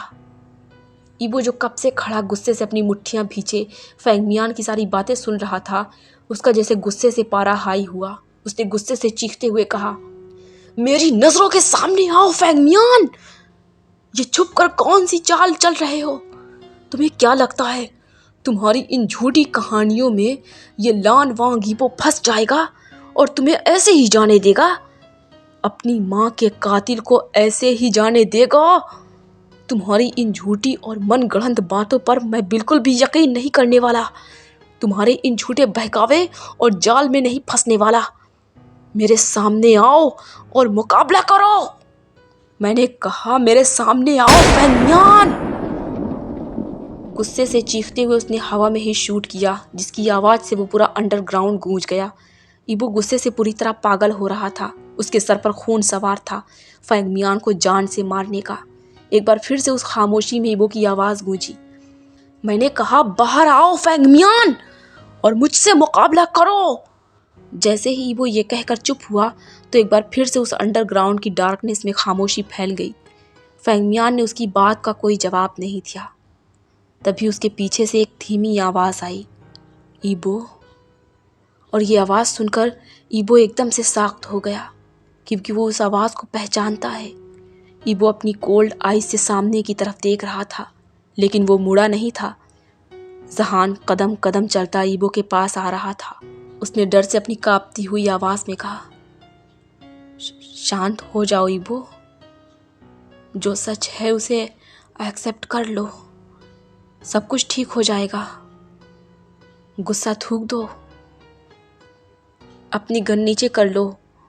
ये सब कहते हुए जहान खुद भी बहुत डरा हुआ था। उसकी आवाज़ लड़खड़ा रही थी, लेकिन वो हिम्मत करते हुए ईबो को शांत करने की कोशिश कर रहा था। जहान ने डरते हुए ही अपने एक हाथ को ईबो के कंधे पर रखा, और जैसे ही जहान ने उसके कंधे पर अपने हाथ को रखा, ईबो ने एकदम से मुड़ते हुए उसके गले को अपने पंजे से दबोचे, उसे टर्न करता अपनी तरफ पुल किया और उसकी बैक को अपनी चेस्ट से स्टक करता उसके सर पर गन पॉइंट की, और फिर स्मर्क करते हुए अपनी डीप वॉइस में जहान के ईयर के पास विस्पर करते हुए कहा, तुम भी यही मौजूद हो स्वीटहार्ट। तुम्हारा बहुत शुक्रिया यहाँ आने के लिए, क्योंकि तुम्हारा बाप अब तुम्हें बचाने के लिए अपने बिल से बाहर आएगा। फेंगमियान, अगर अपने बेटे की जान बचाना चाहते हो तो बाहर आओ, वरना मैं अपनी सारी की सारी गोलियां तुम्हारे बेटे के सर में उतार दूंगा। यह कहते हुए ईबो गुस्से से चीखा था, और इस तरह अचानक ईबो के अटैक से जहान की सांसें अटकी, उसकी आंखों के आंसू छलके थे। जहान ने कहा, ये तुम क्या कर रहे हो ईबो? छोड़ो मुझे। तुम सच को झुठला नहीं सकते। डैड ने जो कहा वो सच है। मेरे डैड ने नहीं, खुद तुम्हारे डैड ने मारा तुम्हारी माँ को। जहान की ये बात सुनकर ईबो ने जहान के सर पर उसकी गन को और कसकर दबाते हुए कहा, झूठ बोल रहा है तुम्हारा बाप। उसने मेरी नजरों के सामने मेरी माँ को मारा है। मैं खुद गवाह हूँ इस बात का। उसके पास क्या सबूत है खुद को बेगुनाह साबित करने के लिए? कुछ नहीं। इसलिए सिर्फ वो चाल चल रहा है, खुद को बचाने की कोशिश कर रहा है अपनी मनगढ़ंत कहानियों से। मैंने कहा, बाहर आओ फेंगमियान, वरना मैं तुम्हारे बेटे को जान से मार दूंगा। फेंगमियान, जो कब से खामोश था, ईबो की ये बात सुनकर उस अंडरग्राउंड की डार्कनेस में एक बार फिर से उसकी आवाज़ गूंजी, अपनी सनक और पागलपन में और कोई गलती ऐसी मत कर देना जिसके लिए तुम्हें पछताने का भी मौका ना मिले लान वांग ईबो। और फेंगमियान की इस आवाज़ के साथ उसकी नज़रों के सामने वो अंधेरे में छुपी दीवार किसी डोर की तरह ओपन होने लगी, और एक वाइट रोशनी वहाँ से निकलते हुए उस अंडरग्राउंड की डार्कनेस को मिटाते उसे रोशन करने लगी, जिसे देखकर ईबो के फेस पर एक डेविल स्मर्क उभरा। फेंगमियान की आवाज़ फिर से गूंजी, अगर तुम यही चाहते हो तो यही सही। लगता है अब वो वक्त आ गया जब मुझे इसे और नहीं छुपाना पड़ेगा। और फेंगमियान की यह कहते के साथ ही वो बड़ी सी वॉल का डोर स्लाइड होकर पूरी तरह से ओपन हो गया। अब फेंगमियान ईबो की नज़रों के सामने था, लेकिन उनके बीच कांच की एक दीवार अब भी थी। ईबो, जो कि स्मर्क करते हुए अपनी डार्क आईज से उस ओपन होते हुए डोर की तरफ देख रहा था, उसके ओपन होते के साथ ही उसके चेहरे का वो स्मर्क कहीं गायब हो गया। उसकी आंखों में डार्कनेस की जगह अब हैरत ने जगह ले ली थी। उसने जिन हाथों से जहान को कसकर पकड़ रखा था वो जैसे ढीला पड़ने लगा, और जिस हाथ से उसने जहान के सर पर गन पॉइंट कर रखा था, उसका वो हाथ जैसे आहिस्ता आहिस्ता नीचे हो गया, और उसके हाथों से वो गन छूटती ज़मीन पर जा गिरी। सामने के मंजर को देखकर वो इतनी हैरत की इंतहा पर था कि उसकी आंखों से कब वो आंसू छलके उसे खबर भी न हुई। फेंगमियान ने कहा, मैं भी तुम्हारे सामने, और अब ये सबूत भी तुम्हारे सामने।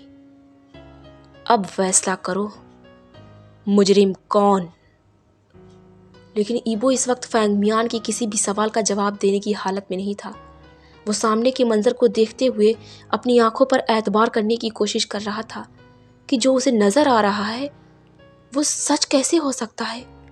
लेकिन अगर सच नहीं है तो फिर उसकी नज़रों के सामने कैसे है? उसकी लड़खड़ाती हुई जुबान से उसी हैरत के आलम में बेसाख्ता निकला, मॉम। मॉम? हाँ, वो ईबो की मॉम थी, जो उस व्हील चेयर पर बैठी हुई थी, जो ईबो की तरफ देख तो रही थी लेकिन कुछ बोल नहीं रही थी। जहान, जो ईबो की पकड़ से छूटकर ज़मीन बोस हुआ पड़ा था, वो अपनी सांसों को संभालते हुए ईबो की तरफ देख रहा था। उसकी भी आंखों के किनारों से आंसू छलक रहे थे। काफ़ी टाइम तक ईबो वैसे ही खड़ा सदमे से अपनी मॉम को देखता रहा। फिर अपने बेजान कदमों को उठाते हुए वो अपनी माँ की तरफ बढ़ने लगा। वो आहिस्ता आहिस्ता अपने बेजान कदमों से चलता हुआ उस ग्लास वॉल तक पहुंचा जो उसकी माँ और उसके बीच फासला किए हुए थी, और इतने नज़दीक से अपनी मॉम को देखकर ईबो के बेजान पैरों ने भी जवाब दे दिया वो घुटनों के बल गिर पड़ा। उसने उस ग्लास वॉल पर अपने हाथ को रखते हुए अपनी धीमी आवाज में कहा, मॉम, आप जिंदा हो? कैसे?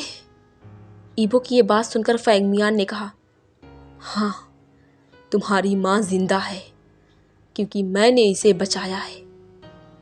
12 साल पहले जब लैन कुरैन तुम्हारी माँ को मारकर भागा था, उस वक्त लैनी मरी नहीं थी, उसमें जान बाकी थी, उसकी सांसें चल रही थी, जिसे मैंने बचाया था। अब तुम बताओ लान वांग ईबो, अगर मैं तुम्हारी माँ को मारना चाहता तो मैं उसे बचाता क्यों?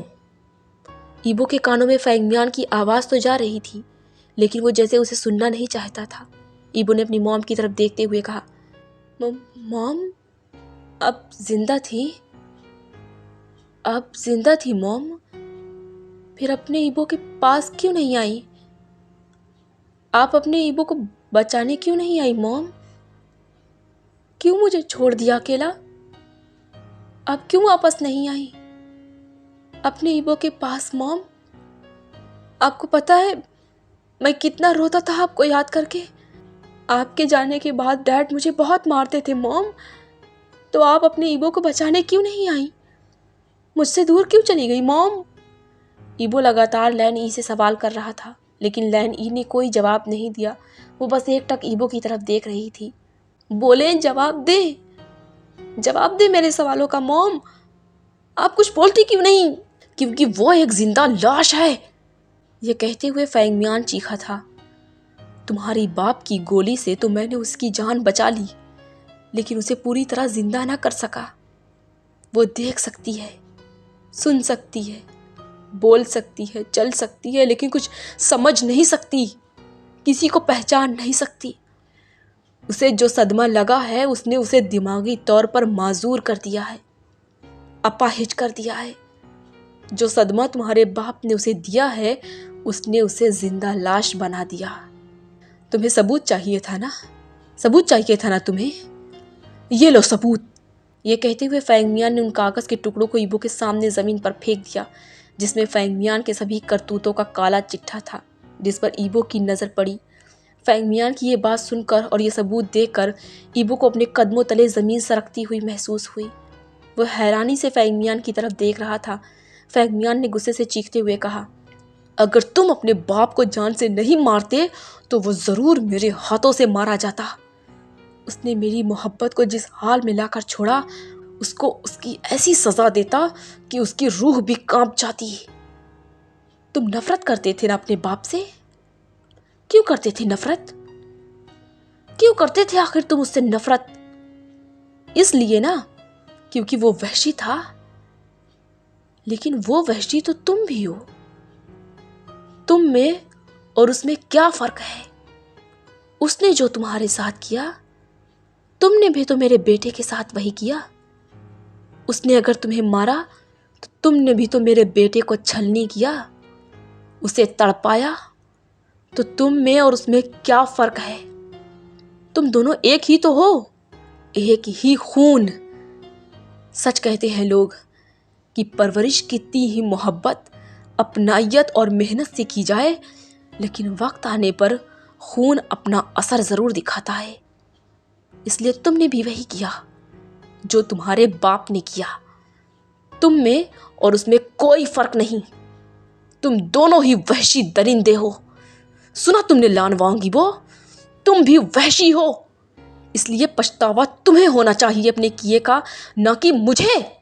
ये कहते हुए फैंग मियान गुस्से के बल चीखा था। ईबो जो कि फैंग मियान की सारी बातें सुन रहा था, उसके अंदर फैंग मियान के एक एक अल्फाज किसी खंजर की तरह पेवस्त हुए थे, जो उसे पूरी तरह से छलनी कर गए थे।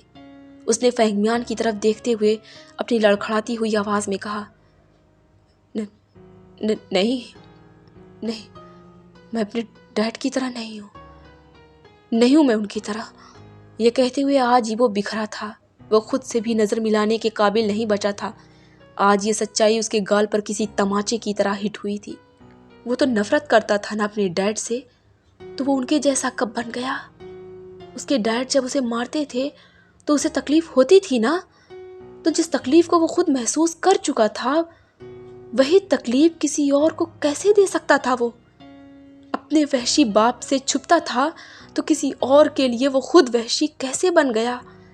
उसकी नज़रों के सामने से जहान के साथ किए गए एक एक जुल्म के फ्लैशेस होकर गुजरने लगे कि किस तरह वो जहान को जानवरों की तरह बांध कर पीटता था, किस तरह पूरी रात उसे -डिग्री में हाफ नेकेड छोड़ कर जाता था, कितने दिन भूखा रहता था वो उसकी अंधेरी कैद में, उसके साथ जानवरों जैसा सलूक करता था वो।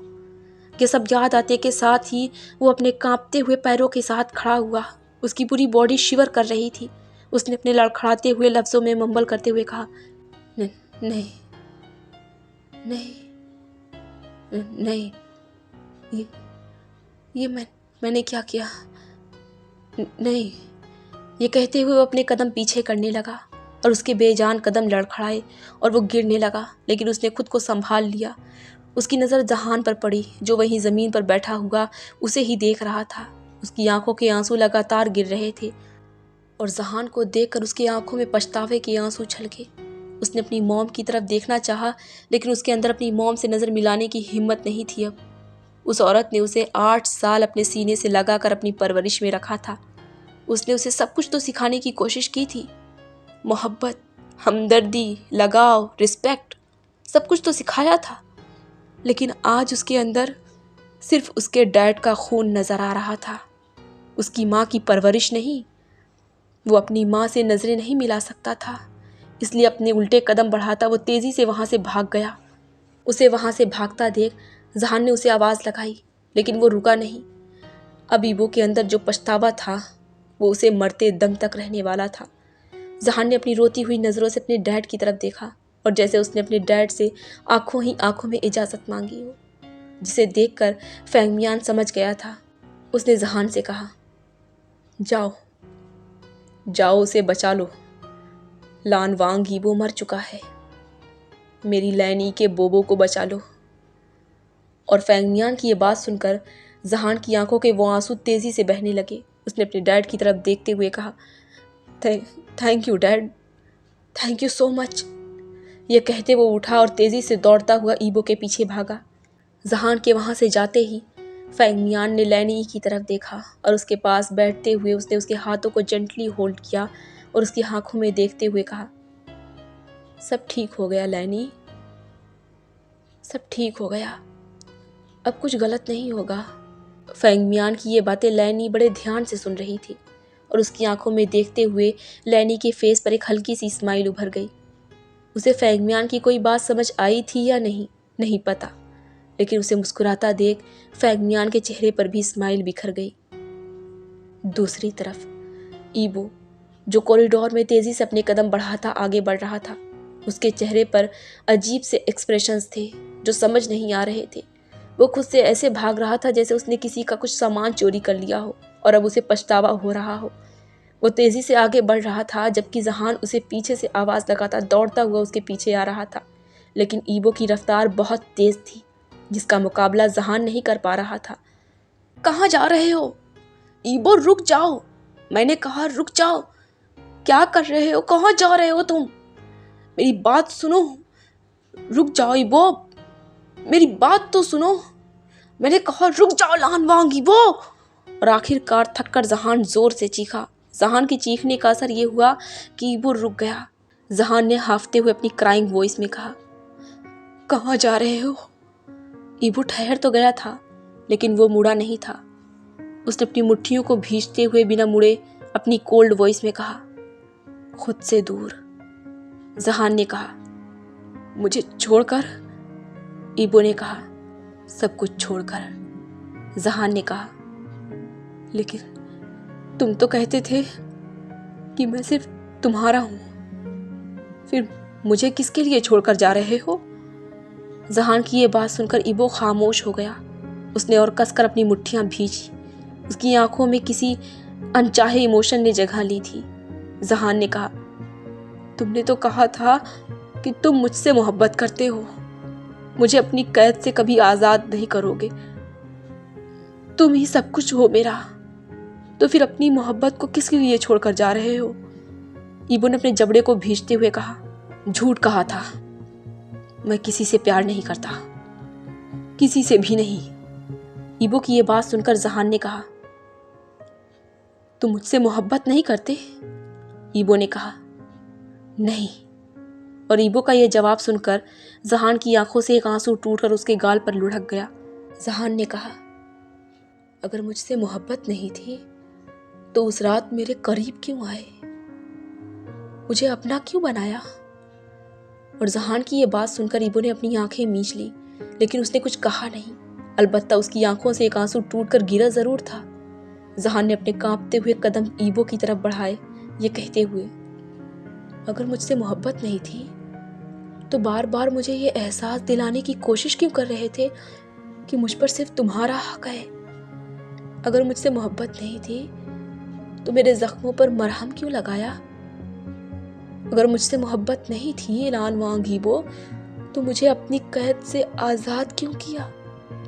मुझे जान से मारा क्यों नहीं? अगर सच में मुझसे मोहब्बत नहीं थी तो अपने दुख को मेरे साथ क्यों बांटा? मुझे अपने दुख में शरीक क्यों किया? मेरे इतने नजदीक क्यों आए ईबो? मुझे क्लेम करके अपनी आगोश में क्यों लिया? ये कहते हुए वो ईबो के पास आ गया था। बस इसका जवाब दे दो मुझे। और ये कहते हुए उसने ईबो के कंधे पर अपना हाथ रख दिया। और ईबो, जो कब से अपनी आंखों और मुट्ठियों को भींचे अपने इमोशंस को कंट्रोल करने की कोशिश कर रहा था, क्योंकि जहान के अल्फाज उसके वजूद को छलनी कर रहे थे, उसे और ज़्यादा खुद से नफरत करने पर मजबूर कर रहे थे। उसके कंधे पर हाथ रखते ही उसके जब्त का बांध टूट गया। उसने पलटते हुए जहान की आंसुओं से डबडबाई आंखों में देखते हुए कहा, मुझसे दूर रहो शाओवी जहान, क्योंकि मैं एक वहशी हूँ और मैं कुछ भी कर सकता हूँ। मुझे तुमसे कोई मोहब्बत नहीं, कोई लगाव नहीं, कोई हमदर्दी नहीं। सब कुछ एक झूठ था, छलावा था। क्योंकि अगर मैं तुमसे मोहब्बत करता तो तुम्हें हरगिज वो तकलीफें नहीं देता जो मैंने तुम्हें दी। अगर मैं तुमसे मोहब्बत करता तो हरगिज तुम्हें उन जंजीरों में कैद करके न रखता। अगर मैं तुमसे मोहब्बत करता तो तुम्हें जख्मी भूख से तड़पता देखकर सुकून नहीं महसूस करता। मैं तुमसे तो क्या, मैं किसी से भी मोहब्बत नहीं कर सकता, क्योंकि मेरी रगों में लैन कुरैन का खून दौड़ता है, एक वहशी का खून दौड़ता है, जिसका सबूत मैंने तुम्हें कदम कदम पर दिया है। मैं एक वहशी दरिंदा हूँ जो तुम्हें फाड़ कर खा जाएगा। मुझसे दूर रहो, वरना मैं तुम्हें कोई नुकसान पहुंचा दूंगा, क्योंकि मुझे अपने खून पर जरा भी यकीन नहीं है कि ये कब मुझसे क्या करवा दे। मैं एक ऐसा दरिंदा हूँ जिसने नशे की हालत में खुद पर अपना कंट्रोल खोकर तुम्हारे जिस्म से अपनी प्यास बुझाई, तुम्हारी इज्जत को तार तार किया, तुम्हारे मान सम्मान को ठेस पहुंचाई, तुम्हें भूखा प्यासा जंजीरों में सालों कैद करके रखा, तुम्हें इतनी चोट पहुंचाई कि तुम्हारे पूरे जिस्म को जख्मों से भर दिया। मैं बहुत बड़ा वहशी हूँ शाओवी जहान, मुझसे दूर रहो। मुझे नफरत हो रही है खुद से, नफरत हो रही है खुद के वजूद से। मुझे इस दुनिया में जिस शख्स से सबसे ज्यादा नफरत थी, मैं भी उसके जैसा वहशी बन गया, और जिससे मोहब्बत थी उसको अपनी वहशत से तार तार कर दिया। अपनी वहशत के अंधेपन में मैं मजलूमों पर जुल्म करता रहा, लोगों की जानें लेता रहा। बहुत से बेगुनाहों के खूनों से मेरे हाथ रंगे हैं। मैंने वो सब कुछ किया जो मेरे बाप ने किया, जिससे मैं इतनी नफरत करता था। मैंने क्यों किया ये सब शाओवी जहान? ये कहते हुए वो फूट फूट कर रोने लगा। ईबो के लरसते हुए शोल्डर को जहान ने मजबूती से थामा और उसे अपनी बाहों में भींच लिया। वो थोड़े टाइम तक खड़ा वैसे ही रोता रहा, लेकिन फिर अचानक से जहान की बाहों से खुद को छुड़ाता उससे दूर हुआ और जहान की आंखों में देखते हुए कहा, तुमने सच कहा था शाओवी जहान, तुमने सच कहा था। मुझ जैसे वहशी से सिर्फ नफरत की जा सकती है, मोहब्बत नहीं। इसलिए तुम भी मुझसे नफरत करते हो। मुझसे हर कोई सिर्फ नफरत कर सकता है, मोहब्बत नहीं। I am so pathetic soul, जिससे हर कोई नफरत करता है, तुम भी, क्योंकि मैं हर किसी को सिर्फ तकलीफ पहुंचाना जानता हूँ। मैं एक ऐसा वहशी हूँ जिससे हर कोई सिर्फ खौफ खा सकता है, मोहब्बत नहीं कर सकता।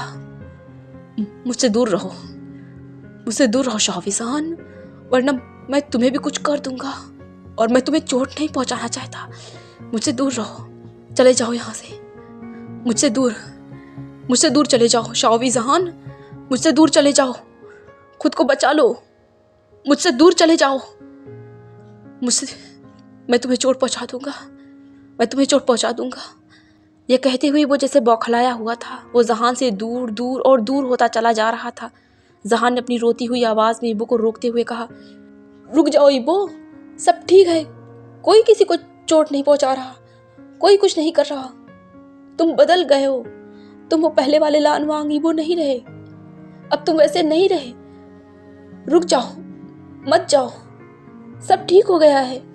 जहान इबो को लगातार रोक रहा था, लेकिन इबो जैसे उसकी एक भी बात नहीं सुन रहा था। वो खुद में ही बड़बड़ाए जा रहा था, मैं सिर्फ सबको चोट पहुंचा सकता हूँ, मैं किसी से मोहब्बत नहीं कर सकता, मैं अपने बाप की तरह एक वहशी हूँ, मैं सबको मार दूंगा, मैं सबको मार दूंगा, मैं तुम्हें मार दूंगा। यह कहते हुए वो पलटा और तेजी से भागने लगा। इबो को वहां से भागता देख जहान उसके पीछे दौड़ा। वो उसे लगातार आवाज लगा रहा था, लेकिन इबो रुक नहीं रहा था। वो उस कॉरिडोर को क्रॉस करता हुआ अब मेन गेट की तरफ बढ़ रहा था। जहान ने उसके पीछे भागते हुए ही रास्ते में से बॉडीगार्ड की डेड बॉडी के पास पड़ी गन को उठाते हुए इबो पर पॉइंट करके कहा, मैंने कहा रुक जा लानवांग इबो। यह कहते हुए उसने हवा में एक फायर किया और उस फायर की आवाज से इबो अपनी ही जगह पर ठहर गया, लेकिन वो मुड़ा नहीं। जहान ने चीखते हुए कहा, खबरदार, अगर तुमने एक और कदम आगे बढ़ाया तो अगली गोली तुम्हारे सीने के आर पार होगी, मैं तुम्हें जान से मार दूंगा लानवांगी वो। तुमसे मोहब्बत है इसलिए तुम्हारी बातें अब तक बर्दाश्त कर रहा हूं, वरना अब तक तुम्हारे सीने से उस दिल को निकाल लेता जो सच में मोहब्बत के काबिल नहीं। लौट आओ वापस, मुझे आजाद नहीं होना, तुम्हारी कैद में रहना है, तुम्हारे साथ। मुझे ये आजादी नहीं पसंद, लौट आओ लानवांगी वो, मैं तुम्हारे बिना नहीं रह सकता, क्योंकि मुझे तुमसे मोहब्बत हो गई है। बहुत चाहने लगा हूं तुम्हें कि तुम्हारे बिना मेरी बाहें तन्हा और रातें सुनसान गुजरती हैं, जो मुझे बहुत अजियत देती है। वापस लौट आओ, मुझे तुम्हारी जरूरत है, मुझे छोड़कर मत जाओ प्लीज लानवांगी वो, लौट आओ, मुझे छोड़कर मत जाओ। यह कहते हुए जहान की आंखों से वो आंसू कंटिन्यूअसली बस बहे जा रहे थे और जहान का ये कन्फेशन सुनकर इबू ने अपने कदमों को मोड़ा। उसने पलटकर जहान की तरफ देखा। उसे जैसे यकीन ही नहीं हो रहा था कि ये पागल उससे कभी मोहब्बत भी करेगा। उसने तो उसे इतनी तकलीफें, इतनी चोट पहुंचाई है, लेकिन उन सब के बावजूद वो ये कह रहा है कि वो उससे मोहब्बत करता है। इबो ये सब सोचते हुए जहान की तरफ देख रहा था, जो सामने उस पर गन पॉइंट किए खड़ा था, और उसकी आंखों के वो आंसू बस लगातार बहे जा रहे थे। जहान ने उस गन को आहिस्ता आहिस्ता नीचे करते हुए छोड़ दिया, जो फर्श पर जा गिरी, और फिर अपनी दोनों बाहें इबो की तरफ फैला दी, जिसे देखकर इबो की आंखों से वो आंसुओं के मोती बस बहने लगे और उसके फेस पर एक हल्की सी स्माइल उभरी। उसने हंसते हुए अपना पहला कदम आगे बढ़ाया। जहान भी उसे मुस्कुरा कर देख रहा था। दोनों की ही आंखें आंसुओं से पूरी तरह भीगी हुई थी और दोनों मुस्कुरा भी रहे थे। अभी इबो ने अपना पहला कदम उठाया ही था कि तेज गन फायर की आवाज़ उस पूरे शाओ पैलेस में गूंज गई और उस गन फायर के साथ हर तरफ सन्नाटा पसर गया। उन दोनों के चेहरे पर जो मुस्कुराहट थी वो एकदम से कहीं गायब हो गई। आंखों में जो इतनी इमोशंस की नदियां बह रही थी वो जैसे एकदम से खाली हो गई।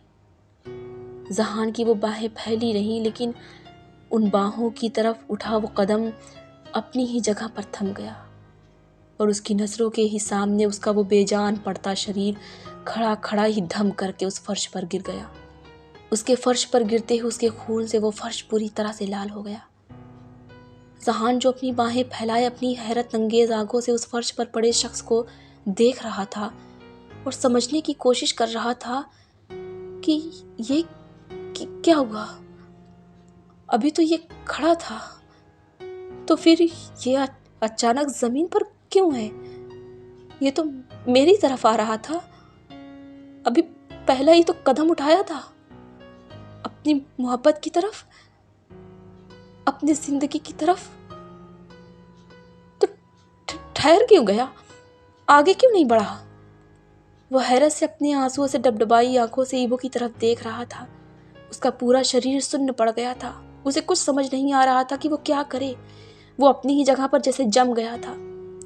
शीचेंग ने सीधा ईबो के दिल पर गोली मारी थी, जो उसकी पीठ से उसके सीने को चीरते बाहर निकल गई थी। शीचेंग बाहर से ईबो के आदमियों को मारता अंदर की तरफ आ रहा था और जैसे ही वो अंदर दाखिल हुआ, उसे सामने ईबो खड़ा नजर आया।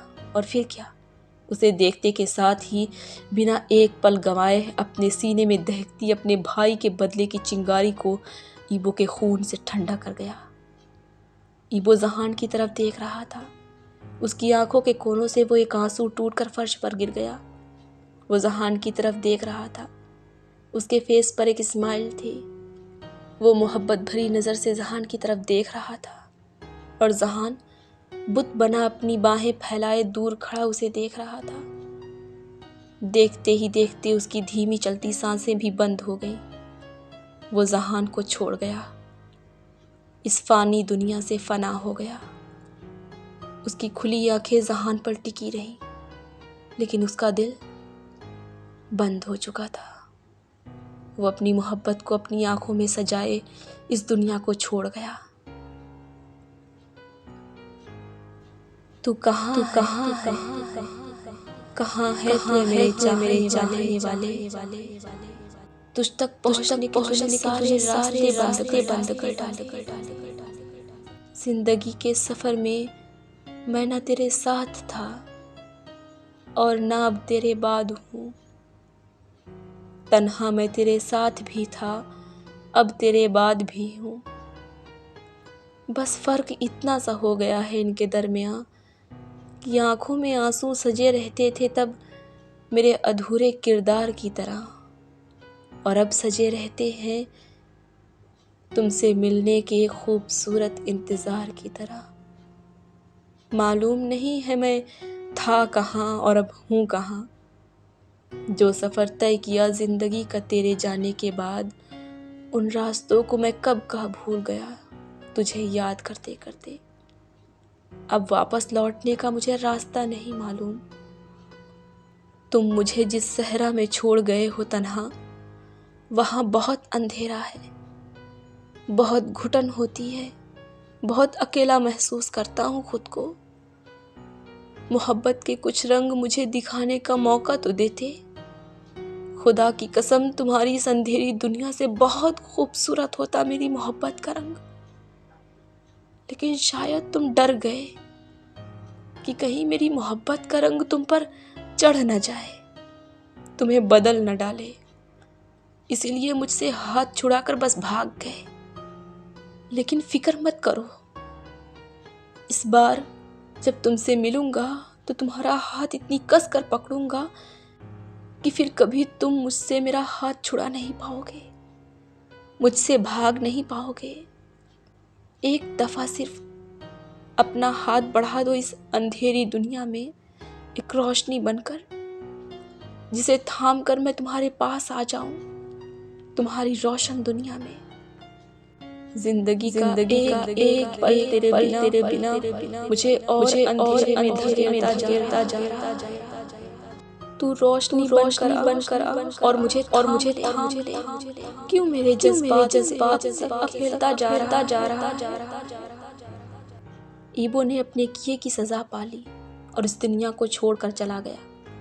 जहान को तन्हा छोड़कर चला गया, जो उसके लिए अब एक सजा थी जिसमें वो तड़प रहा है, घुट रहा है, हर पल मर रहा है, मगर जी रहा है, एक बार फिर से ईबो से मिलने के इंतजार में।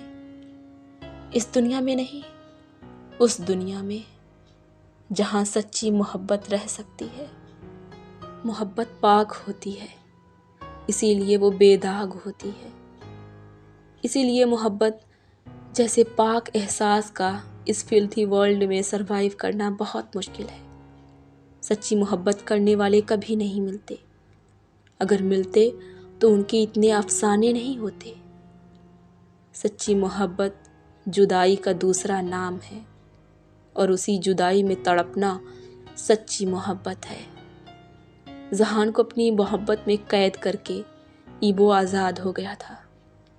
आप इंसान कैसे भी हों, लेकिन आपके बुरे कर्मों की सज़ा आपको मिलती है। और ईबो तो गुनाहों का एक पुतला था जिसकी सज़ा उसे मिली।